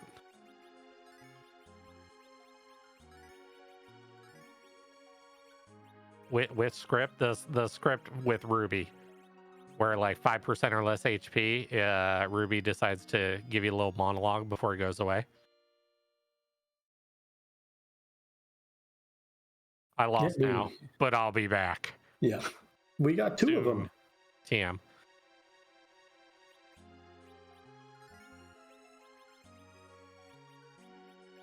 All right, Grant, we got faith in you. Also, yes, equipping people. That's a good thing. Yep, this is we're going to war. Let's get all the things on all the people. Give this That was said. Nobody cares about Edge. He has one job. It's a dart. Looks like everyone is geared up, everyone is healed up. Yep. Yeah, that's, okay, good. He did save. I was going to be really sad if he didn't.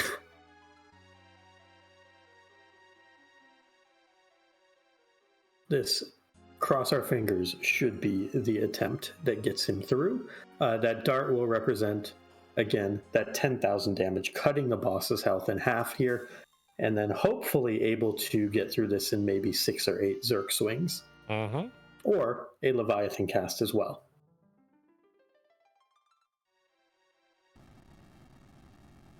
But if nothing else, this VOD will prove a treasure trove of valuable information for Puffs new and old. And Tall Grant, like we said, is a part of that Pink Puff group right now. Mm-hmm. So there's the dart, there's the spoon. That's a big chunk of that HP that we were talking about. Yep.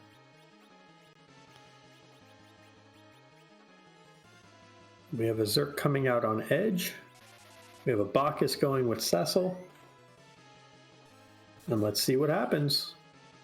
Okay, now Ed, yeah, Ed can just die. Don't worry, he'll be dead after the next swing.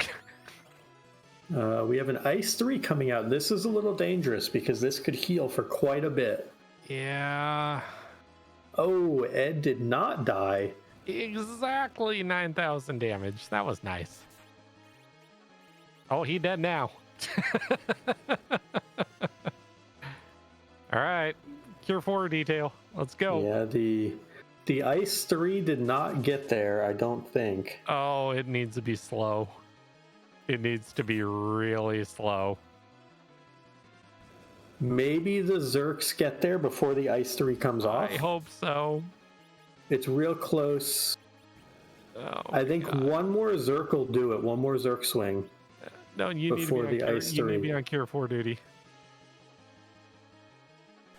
Oh, that's not no. right.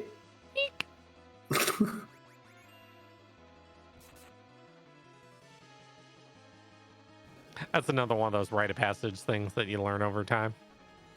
Timing Ice 3 is... Oh, yeah. I mean, it does great damage against Ruby, but timing it is the problem. There it is, the script, the third script. GG's, Tall Grant. Everyone on a restream getting through, and 3 of the 4 getting the script. Fantastic job. I love it. It's the only way we could have ended. Objective number 3, complete the sealed cave is done. Tall Grant has completed the race in an official time of 2 hours, 54 minutes, and 7 seconds. GG to Tall Grant. GG to all of our runners. Heck of a job sticking that one out and getting through it to Tall Grant. And we will see if we can be joined by Tall Grant for an interview. And like we said, there were a couple of folks that did forfeit this race, understandably. It was not the friendliest of seeds that Smaped rolled up. So, huge shout outs to Smaped for doing that. But again, huge shout outs to everyone for getting through this. I'd like to take this moment really quick to say I'm sorry to Smaped for anything that may come your way soon, TM, i.e. angry runners. Like, why'd you do this to us? They're not waiting literally outside the restream room. I don't know what you're talking about. Well, at least the restream room is locked, right? At least for a little while. Could you imagine if they could just all come in and be like, really? Really right now? Oh, I'm sorry.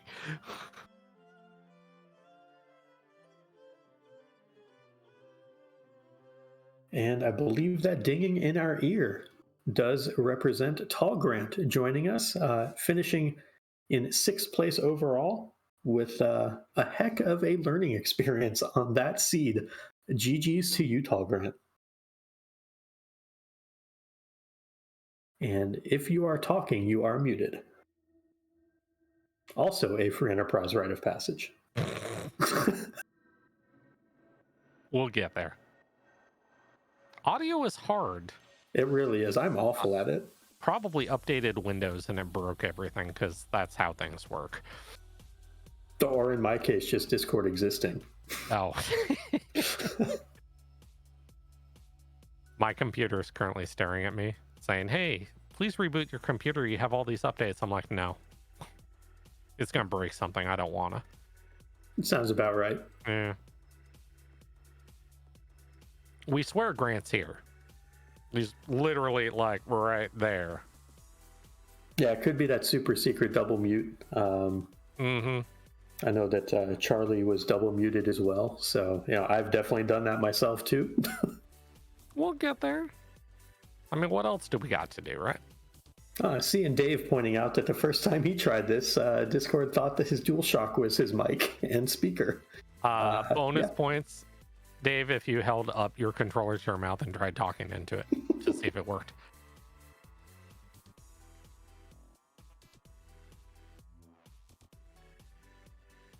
Also, I have questions. Are you watching the stream right now, Possum? I am. Okay, that's Dragon Warrior boss currently on the screen for free. And I have questions. I mean, it's whatever. Ah. It does look like we are having technical issues with Tall Grant's audio, so we are going to, due to time constraints, pass on the microphone and the interview. But Okay, but we GG's should again to Tall Grant. Hey, we should at least try to say a nice thing about Grant though, for sticking that out, because that seed was Yes. not pleasant. Yes. So I'll let you go first. Say something nice about Grant. You have amazing stick-to-itiveness. Nice 50-50 on Golbez.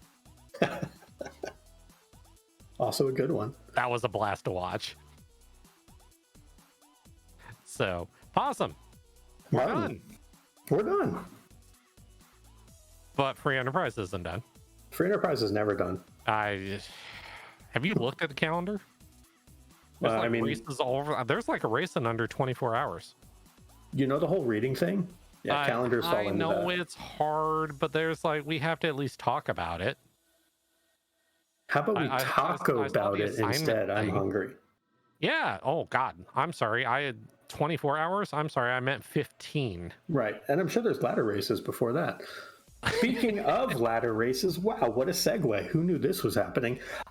We are raiding over with Free Enterprise not being done to fellow Free Enterprise member Sorbius. Sorbius is currently doing a ladder race. So, two things. No spoilers about this race, and do not spoil anything about Sorbius's race. It is against a blind opponent, as is normal for the ladders. So, Sorbius does not know his opponent. Do not spoil anything to his opponent or to him. But everybody, thank you so much for coming out for this Friday night community event. It was a blast to do this with you, Martin. Huge thanks to all the runners. Huge thanks to everyone behind the scenes. Smapey, wonderful seed. Dave, you got to push a lot of buttons. Well done. And Martin, take it away, sir. Thank you as always for being able to do comms with me. They work behind the scenes. They work entirely way too hard. They really do, especially with 4 people. God, that's a lot of effort. So we had it easy, but yeah. No. Okay, push a button. Oh. I hope they heard that. That's fine. I hope they heard it.